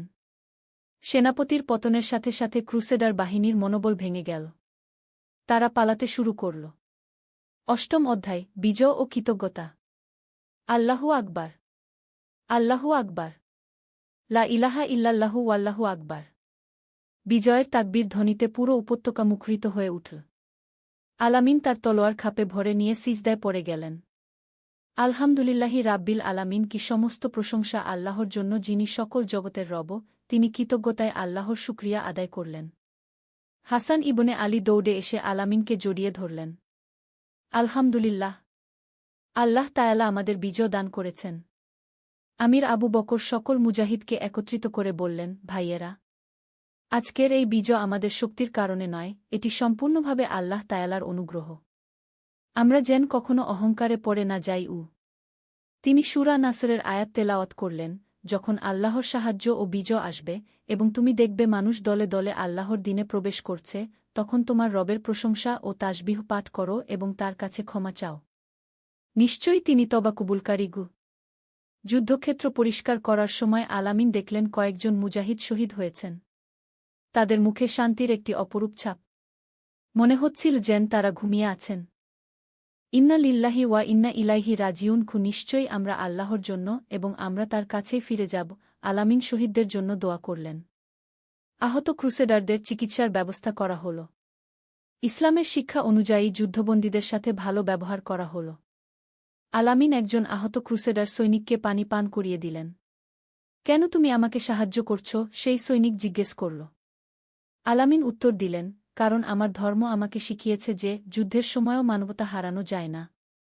আমার নবী মুহাম্মদ সাল্লাল্লাহু আলাইহি ওয়াসাল্লাম বলেছেন, যে ব্যক্তি মানুষের প্রতি দয়া করে না, আল্লাহও তার প্রতি দয়া করেন না। নবম অধ্যায়, শিক্ষা ও উপদেশ। সন্ধ্যা হয়ে এল। মাগরিবের নামাজের পর সকল মুজাহিদ একসাথে বসলেন। আমির আবু বকর আজকের যুদ্ধ থেকে শিক্ষণীয় বিষয়গুলো নিয়ে কথা বলতে শুরু করলেন। ভাইয়েরা, তিনি বললেন, আজকের এই বিজয় থেকে আমাদের অনেক শিক্ষা নেওয়ার আছে। প্রথমত, আল্লাহর উপর পূর্ণ ভরসা ছাড়া কোনো কাজেই সফল হওয়া সম্ভব নয়। দ্বিতীয়ত, তিনি চালিয়ে গেলেন, একটাই আমাদের শক্তি। আজ আমরা সবাই মিলে একসাথে লড়েছি, একে অপরের সাহায্যে এগিয়ে এসেছি। আলামিন বললেন, আমির সাহেব, আজ আমি একটি গুরুত্বপূর্ণ বিষয় অনুভব করেছি। সেটি হল, আমাদের নিয়ত যখন শুধুমাত্র আল্লাহর সন্তুষ্টির জন্য হয়, তখন আল্লাহ তায়ালা আমাদের সাহায্য করেন। হাসান ইবনে আলী যোগ করলেন, এবং আরেকটি বিষয় হল, আমরা যদি আল্লাহর নাম স্মরণ রাখি, তাহলে কোনো ভাই আমাদের স্পর্শ করতে পারে না। আমির মাথা নেড়ে সম্মতি জানালেন। একদম ঠিক। রাসূলুল্লাহ সাল্লাল্লাহু আলাইহি ওয়াসাল্লাম বলেছেন, যে ব্যক্তি সকালে ১০০ বার লা ইলাহা ইল্লাল্লাহু ওয়াহদাহু লা শারিকা লাহু, লাহুল মুলকু ওয়ালাহুল হামদু ওয়াহুয়া আলা কুল্লি শাইইন কাদির পড়ে, তার জন্য সেদিন ১০০টি নেকি লেখা হয়, ১০০টি গুনাহ মাফ হয় এবং সে শয়তান থেকে হেফাজতে থাকে। এই সময় একজন তরুণ মুজাহিদ প্রশ্ন করলেন, আমির সাহেব, আমরা কিভাবে বুঝব যে আমাদের জিহাদ সত্যিই আল্লাহর রাস্তায়? আমির উত্তর দিলেন, চমৎকার প্রশ্ন। প্রথমত, আমাদের উদ্দেশ্য হতে হবে আল্লাহর দিন প্রতিষ্ঠা করা, কোনো ব্যক্তিগত স্বার্থ নয়। দ্বিতীয়ত, আমাদের পদ্ধতি হতে হবে কুরআন ও সুন্নাহ অনুযায়ী। তৃতীয়ত, আমরা নিরীহ মানুষের কোনো ক্ষতি করব না। দশম অধ্যায়, আত্মিক উত্থান। রাত গভীর হয়ে এল। এশার নামাজের পর অধিকাংশ মুজাহিদ বিশ্রাম নিতে গেলেন। কিন্তু আলামিন, হাসান এবং আরও কয়েকজন তাহাজ্জুদের নামাজের জন্য জেগে রইলেন। রাতের নিস্তব্ধতায় তারা আল্লাহর সামনে দাঁড়িয়ে গেলেন। আলামিন সূরা মুলকের তেলাওয়াত শুরু করলেন, তাবারাকাল্লাজি বিয়াদিহিল মুলকু ওয়াহুয়া আলা কুল্লি শাইইন কাদির। কি পবিত্র তিনি, যার হাতে রাজত্ব এবং তিনি সকল বিষয়ে ক্ষমতাবান। নামাজ শেষে তিনি দীর্ঘ দোয়া করলেন, আল্লাহুম্মা ইন্নাকা আফুন কারিমুন তুহিব্বুল আফওয়া ফাফু আন্নি। খুহে আল্লাহ, আপনি ক্ষমাশীল ও দয়ালু, ক্ষমা করতে ভালোবাসেন, সুতরাং আমাকে ক্ষমা করে দিন। এরপর তিনি আজকের যুদ্ধে শহীদ হওয়া ভাইদের জন্য দোয়া করলেন, আল্লাহুম্মাগফির লাহুম ওয়ারহামহুম ওয়া আফিহিম ওয়াফু আনহুম। খুহে আল্লাহ, তাদের ক্ষমা করুন, তাদের উপর রহম করুন, তাদের নিরাপত্তা দিন এবং তাদের ক্ষমা করে দিন। হাসান তার পাশে বসে বললেন, আলামিন ভাই, আজকের যুদ্ধে আমার মন নতুন করে পরিষ্কার হয়ে গেছে। আমি বুঝতে পেরেছি যে এই দুনিয়া ক্ষণস্থায়ী, কিন্তু আখেরাত চিরস্থায়ী। আলামিন উত্তর দিলেন, সুবহানাল্লাহ। এটাই তো জিহাদের আসল শিক্ষা। আমরা শুধু শত্রুর বিরুদ্ধে যুদ্ধ করি না, আমরা আমাদের নফসের বিরুদ্ধেও যুদ্ধ করি। এবং নফসের বিরুদ্ধে যুদ্ধটাই সবচেয়ে কঠিন গু। তারা দুজনে আরও কিছুক্ষণ কুরআন তেলাওয়াত শুনলেন এবং আল্লাহর জিকিরে মশগুল রইলেন। রাতের এই পবিত্র মুহূর্তগুলো তাদের হৃদয়ে গভীর প্রভাব ফেল। একাদশ অধ্যায়, নতুন দায়িত্ব। পরের দিন সকালে ফজরের নামাজের পর আমির আবু বকর সকলকে ডাকলেন। তার মুখে একটি গুরুত্বপূর্ণ সিদ্ধান্তের ছাপ। ভাইয়েরা, তিনি বললেন, গতকালকের বিজয়ের পর আমাদের এলাকায় অনেক মানুষ ইসলাম সম্পর্কে জানতে আগ্রহী হয়েছে। কিছু ক্রুসেডার সৈনিক ইসলাম গ্রহণ করতে চায়। এখন আমাদের তলোয়ার নয়, কলম তুলে নিতে হবে গু। আলামিন উৎসাহিত হয়ে বললেন, আমির সাহেব, এটা অসাধারণ সুযোগ। রাসূলুল্লাহ সাল্লাল্লাহু আলাইহি ওয়াসাল্লাম বলেছেন, তোমার হাতে একটি মানুষ হেদায়েত পেলে তা তোমার জন্য লাল উটের চেয়েও উত্তম। আমির মাথা নাড়লেন। আলামিন, তুমি আরবি ও ল্যাটিন দুটি ভাষাই জানো। আমি তোমাকে দায়িত্ব দিচ্ছি যারা ইসলাম গ্রহণ করতে চায় তাদের দাওয়াত ও তালিমের গু। এই নতুন দায়িত্ব পেয়ে আলামিনের হৃদয় আনন্দে ভরে গেল। তিনি বুঝলেন যে এটি তার জীবনের একটি নতুন অধ্যায়ের সূচনা। সেদিনই বিকালে প্রথম একদল আগ্রহী মানুষ এসে হাজির হল। তাদের মধ্যে কয়েকজন ছিল সেই ক্রুসেডার সৈনিক যারা গতকালের যুদ্ধে মুসলিমদের আচার ব্যবহার দেখে মুগ্ধ হয়েছিল। আমরা জানতে চাই, তাদের মধ্যে একজন বলল, তোমরা কোনো শক্তিতে এতটা সাহসী হতে পারো? এবং যুদ্ধ জয়ের পরও কেন তোমরা আমাদের সাথে এত ভালো ব্যবহার করছ? আলামিন মৃদু হেসে বললেন, আমাদের শক্তি আল্লাহর উপর ভরসা এবং তার রাসূল মুহাম্মদ সাল্লাল্লাহু আলাইহি ওয়াসাল্লামের শিক্ষায়। আমাদের ধর্ম আমাদের শিখিয়েছে যে সকল মানুষই আদম সন্তান, সুতরাং সবার সাথে ভালো ব্যবহার করা আমাদের দায়িত্ব। তিনি তাদের কুরআনের একটি আয়াত শোনালেন, হে মানুষ! আমি তোমাদের এক পুরুষ ও এক নারী থেকে সৃষ্টি করেছি এবং তোমাদের বিভিন্ন জাতি ও গোত্রে বিভক্ত করেছি যাতে তোমরা পরস্পরে পরিচিত হতে পারো। নিশ্চয়ই আল্লাহর নিকট তোমাদের মধ্যে সবচেয়ে সম্মানিত সেই যে সবচেয়ে বেশি তাকওয়া অবলম্বন করে গি। সূরা হুজুরাত ১:৩। দ্বাদশ অধ্যায়, হৃদয়ের জয়। এক সপ্তাহ পরে এক অভূতপূর্ব ঘটনা ঘটল। সেই ক্রুসেডার সৈনিকদের মধ্যে ১০ জন ইসলাম গ্রহণ করার সিদ্ধান্ত নিলেন। তারা আলামিনের কাছে এসে বললেন যে তারা কালেমা পড়তে চান। আলামিন অত্যন্ত আবেগপ্রবণ হয়ে পড়লেন। তিনি আমির আবু বকর এবং অন্যান্য মুজাহিদদের ডাকলেন। সকলে একসাথে জমায়েত হয়ে বসলেন। আমার ভাইয়েরা, আলামিন বললেন, আজ আমরা এক মহান ঘটনার সাক্ষী হতে যাচ্ছি। এই মানুষগুলো স্বেচ্ছায় ইসলামের পথ বেছে নিয়েছেন গু। প্রথমে মার্কাস নামক একজন তরুণ সৈনিক এগিয়ে এল। তার চোখে অশ্রু। সে বলল, আমি সাক্ষ্য দিচ্ছি যে আল্লাহ ছাড়া কোনো ইলাহ নেই এবং মুহাম্মদ আল্লাহর রাসূল গো। আশহাদু আল্লা ইলাহা ইল্লাল্লাহু ওয়া আশহাদু আন্না মুহাম্মাদান রাসূলুল্লাহ। কুশে আরবিতে কালেমা উচ্চারণ করল। সাথে সাথে সকল মুজাহিদ ও আল্লাহু আকবার বলে তাকবীর দিলেন। অনেকের চোখেই আনন্দের অশ্রু। একইভাবে আরও ৯ জন কালেমা পড়লেন। আলামিন প্রত্যেককে ইসলামের মূল বিষয়গুলো শেখানো শুরু করলেন। ভাই মার্কাস, তিনি বললেন, এখন মার্কাস হল আব্দুল্লাহ। ইসলামের ৫টি স্তম্ভ রয়েছে, কালেমা, নামাজ, রোজা, জাকাত এবং হজ। আমি ধীরে ধীরে তোমাদের সব শেখাব। নতুন মুসলিমরা অত্যন্ত আগ্রহের সাথে শিখতে শুরু করলেন। তারা নামাজ শিখলেন, কুরআনের কিছু সূরা মুখস্থ করলেন। ত্রয়োদশ অধ্যায়, শান্তির বার্তা। কিছুদিন পর এক অপ্রত্যাশিত ঘটনা ঘটল। ক্রুসেডার বাহিনীর একজন উচ্চপদস্থ কমান্ডার শান্তি আলোচনার জন্য দূত পাঠালেন। আমির আবু বকর আলামিনকে সাথে নিয়ে শান্তি আলোচনায় অংশগ্রহণের সিদ্ধান্ত নিলেন। তারা একটি নিরপেক্ষ স্থানে দেখা করলেন। ক্রুসেডার কমান্ডার রিচার্ড ডে মন্টফোর্ট একজন মধ্যবয়সী অভিজ্ঞ যোদ্ধা। তার চোখে একটি ক্লান্তির ছাপ। আমির আবু বকর, তিনি বললেন, আমি দীর্ঘ সময় ধরে যুদ্ধ করছি। কিন্তু আপনাদের মতো মানুষদের সাথে যুদ্ধ করার কোনো ইচ্ছা আমার নেই। আপনাদের সৈনিকরা আমার আহত লোকদের যেভাবে চিকিৎসা করেছে, যুদ্ধবন্দীদের সাথে যেভাবে ভালো ব্যবহার করেছে, এটা আমি কখনো দেখিনি গি। আমির আবু বকর উত্তর দিলেন, কমান্ডার রিচার্ড, আমরা চাই না যে নিরীহ মানুষের রক্তপাত হোক। আমাদের ধর্ম আমাদের শিখিয়েছে যে যুদ্ধ হবে শুধুমাত্র আত্মরক্ষার জন্য। আমাদের নবী মুহাম্মদ সাল্লাল্লাহু আলাইহি ওয়াসাল্লাম বলেছেন, যে নিরীহ মানুষ হত্যা করে সে জান্নাতের সুগন্ধ পাবে না।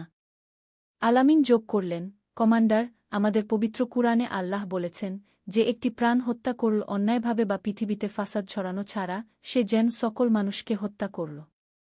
আর যে একটি প্রাণ রক্ষা করল সে যেন সকল মানুষকে রক্ষা করল।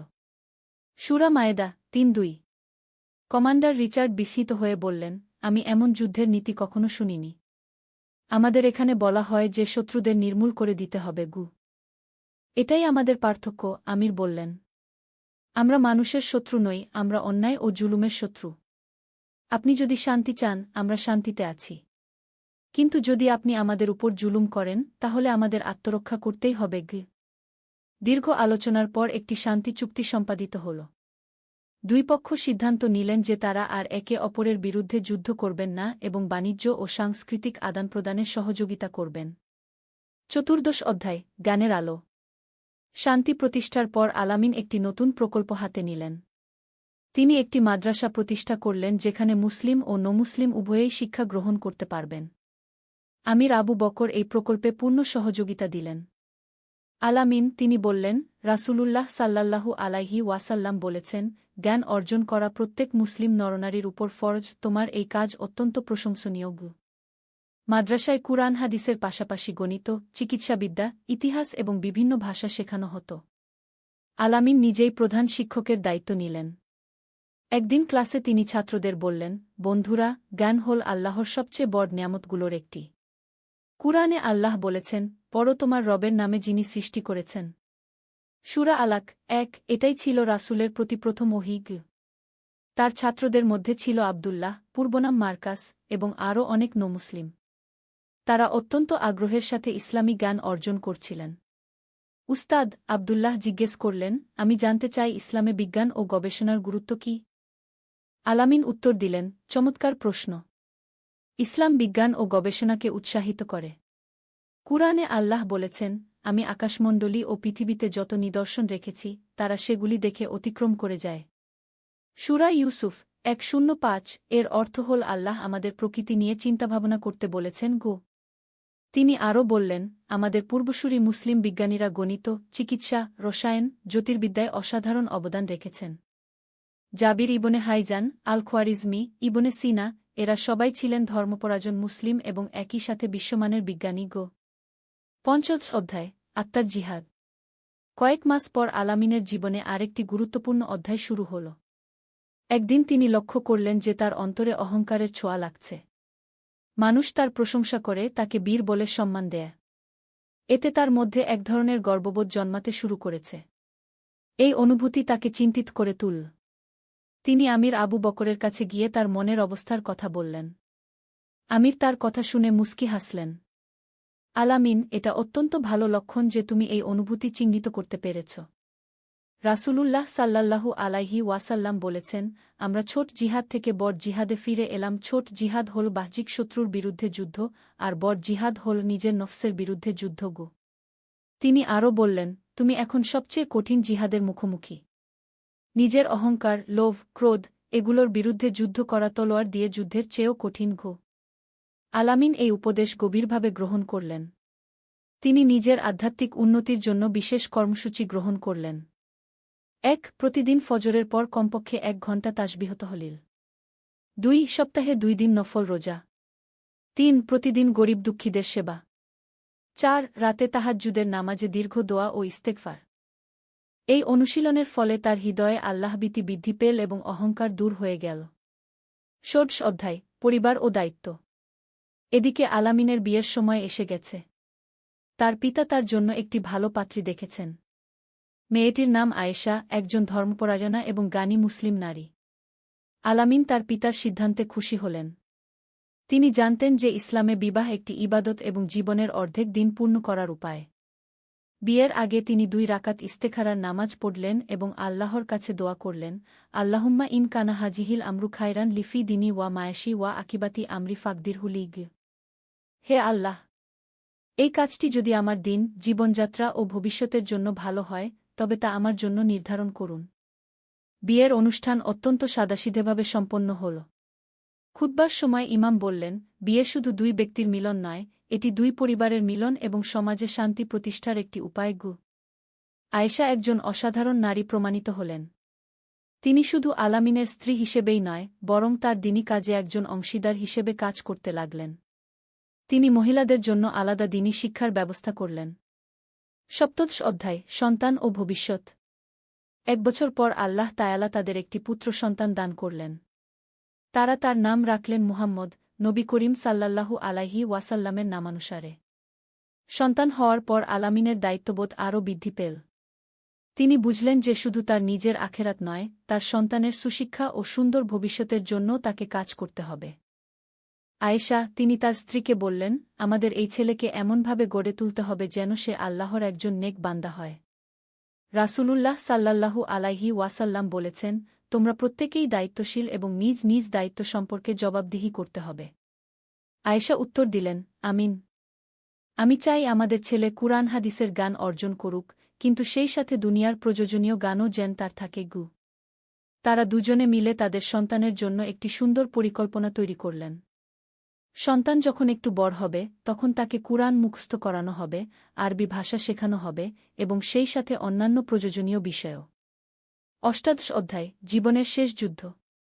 আলামিনের বয়স যখন 50, তখন আবারও তাদের এলাকায় একটি নতুন চ্যালেঞ্জ এল। একদল দস্যু যারা কোনো ধর্মে বিশ্বাস করে না, শুধু লুটপাট আর অন্যায়ে বিশ্বাস করে, তারা এলাকায় ত্রাস সৃষ্টি করতে শুরু করল। এই দস্যুরা মুসলিম খ্রিস্টান নির্বিশেষে সবার উপর অত্যাচার করছিল। তারা মসজিদ গির্জা দুটোই ধ্বংস করেছে, নিরীহ মানুষ হত্যা করেছে। আমির আবু বকর তখন অনেক বিদ্ধ হয়ে গেছেন। তিনি আলামিনকে ডেকে বললেন, বেটা, আমার শরীর আর যুদ্ধের উপযুক্ত নেই। এই শেষ জিহাদের দায়িত্ব তোমার উপর। আলামিন এই দায়িত্ব গ্রহণ করলেন। কিন্তু এবার তার কৌশল ভিন্ন ছিল। তিনি প্রথমে দস্যুদের কাছে শান্তির বার্তা পাঠালেন। তিনি তাদের বললেন, তোমরা যদি অন্যায় কাজ ছেড়ে দাও এবং সৎ পথে ফিরে আসো, তাহলে আমরা তোমাদের সাহায্য করব। কিন্তু দস্যুরা এই প্রস্তাব প্রত্যাখ্যান করল এবং আরও বেশি অত্যাচার শুরু করল। অগত্যা আলামিনকে সর্বশেষ অস্ত্র তুলে নিতে হল। কিন্তু এবার তার সাথে ছিল খ্রিস্টান মিত্ররাও। কারণ দস্যুরা সবার উপরই অত্যাচার করছিল। যুদ্ধ শুরুর আগে আলামিন তার সৈনিকদের বললেন, ভাইয়েরা, মনে রাখবেন আমরা অন্যায়ের বিরুদ্ধে যুদ্ধ করছি, কোনো ব্যক্তি বা জাতির বিরুদ্ধে নয়। যদি কেউ আত্মসমর্পণ করে তাকে হত্যা করা যাবে না। যদি কেউ পালিয়ে যায় তার পিছনে ধাওয়া করা যাবে না। 49 অধ্যায়, চূড়ান্ত বিজয়। এই যুদ্ধ আলামিনের জীবনের সবচেয়ে কঠিন যুদ্ধ ছিল। দস্যুরা কোনো নিয়মকানুন মানত না, তারা নিষ্ঠুর ও নির্দয় ছিল। যুদ্ধের এক পর্যায়ে আলামিন আহত হয়ে পড়লেন। একটি তীর তার কাঁধে বিঁধেছে। কিন্তু তিনি হাল ছাড়লেন না। হাসান ভাই, তিনি তার পুরনো সাথীকে ডাকলেন, আমার মনে হয় আজ হয়তো আমার শেষ যুদ্ধ। যদি আমার কিছু হয়, তুমি আমার স্ত্রী ও সন্তানের দেখাশোনা করবে। হাসান চোখের পানি ফেলে বললেন, এসব কি বলছেন? আল্লাহ আপনাকে দীর্ঘজীবী করুন। কিন্তু আল্লাহর ইচ্ছা ছিল অন্য। যুদ্ধের শেষ পর্যায়ে আলামিন আরেকটি গুরুতর আঘাত পেলেন। তিনি মাটিতে পড়ে গেলেন। তার মৃত্যুশয্যায় তিনি বললেন, লা ইলাহা ইল্লাল্লাহু মুহাম্মাদুর রাসূলুল্লাহ। আল্লাহুম্মা আগফিরলি ওয়ারহামনি ওয়ালহিকনি বীর রফিকিল আলাগ। হে আল্লাহ, আমাকে ক্ষমা করুন, আমার উপর দয়া করুন এবং আমাকে সর্বোচ্চ বন্ধুর, রাসূলের সাথে মিলিত করুন। আলামিন 5-2 বছর বয়সে শাহাদাত বরণ করলেন। তার মৃত্যুর সাথে সাথে দস্যু বাহিনী সম্পূর্ণভাবে পরাজিত হল। 20 অধ্যায়, উত্তরাধিকার। আলামিনের মৃত্যুতে পুরো এলাকা শোকে মুহ্যমান হয়ে পড়ল। মুসলিম খ্রিস্টান নির্বিশেষে সবাই তার জানাজায় অংশগ্রহণ করল। তার ছেলে মুহাম্মদ তখন 2-5 বছরের তরুণ। সে তার বাবার পথ অনুসরণ করার প্রতিজ্ঞা নিল। আয়েশা তার স্বামীর মৃত্যুতে ধৈর্যের পরিচয় দিলেন। তিনি বললেন, ইন্না লিল্লাহি ওয়া ইন্না ইলাইহি রাজিউন। আল্লাহ যা দিয়েছিলেন তিনিই ফিরিয়ে নিলেন। আলহামদুলিল্লাহ। আলামিনের প্রতিষ্ঠিত মাদ্রাসা তার মৃত্যুর পরও চালু রইল।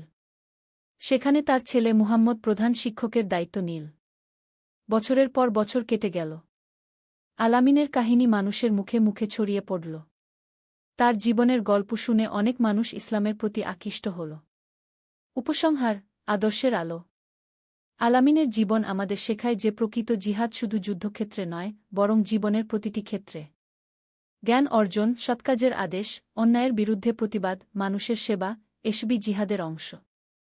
তার জীবনের শিক্ষা: 1. আল্লাহর উপর পূর্ণ ভরসা। কোনো কাজে সফল হতে হলে আল্লাহর সাহায্য প্রয়োজন। 2. ন্যায়বিচার। যুদ্ধের সময়ও ন্যায়বিচার ও মানবতা বজায় রাখতে হয়। 3. জ্ঞান অর্জন। তলোয়ারের চেয়ে কলমের শক্তি বেশি। 4. সহনশীলতা। অন্য ধর্মের মানুষদের সাথে শান্তিপূর্ণ সহাবস্থান সম্ভব। ৫ আত্মসংশোধন, বাহ্যিক শত্রুর চেয়ে নিজের নফসের বিরুদ্ধে যুদ্ধ বেশি গুরুত্বপূর্ণ। আলামিনের কাহিনী আজও মানুষকে অনুপ্রাণিত করে। তার জীবন প্রমাণ করে যে ইসলাম একটি পূর্ণাঙ্গ জীবন ব্যবস্থা, যা শুধু ব্যক্তিগত জীবনেই নয়, বরং সমাজ ও রাষ্ট্রীয় জীবনেও শান্তি ও কল্যাণ নিয়ে আসতে পারে।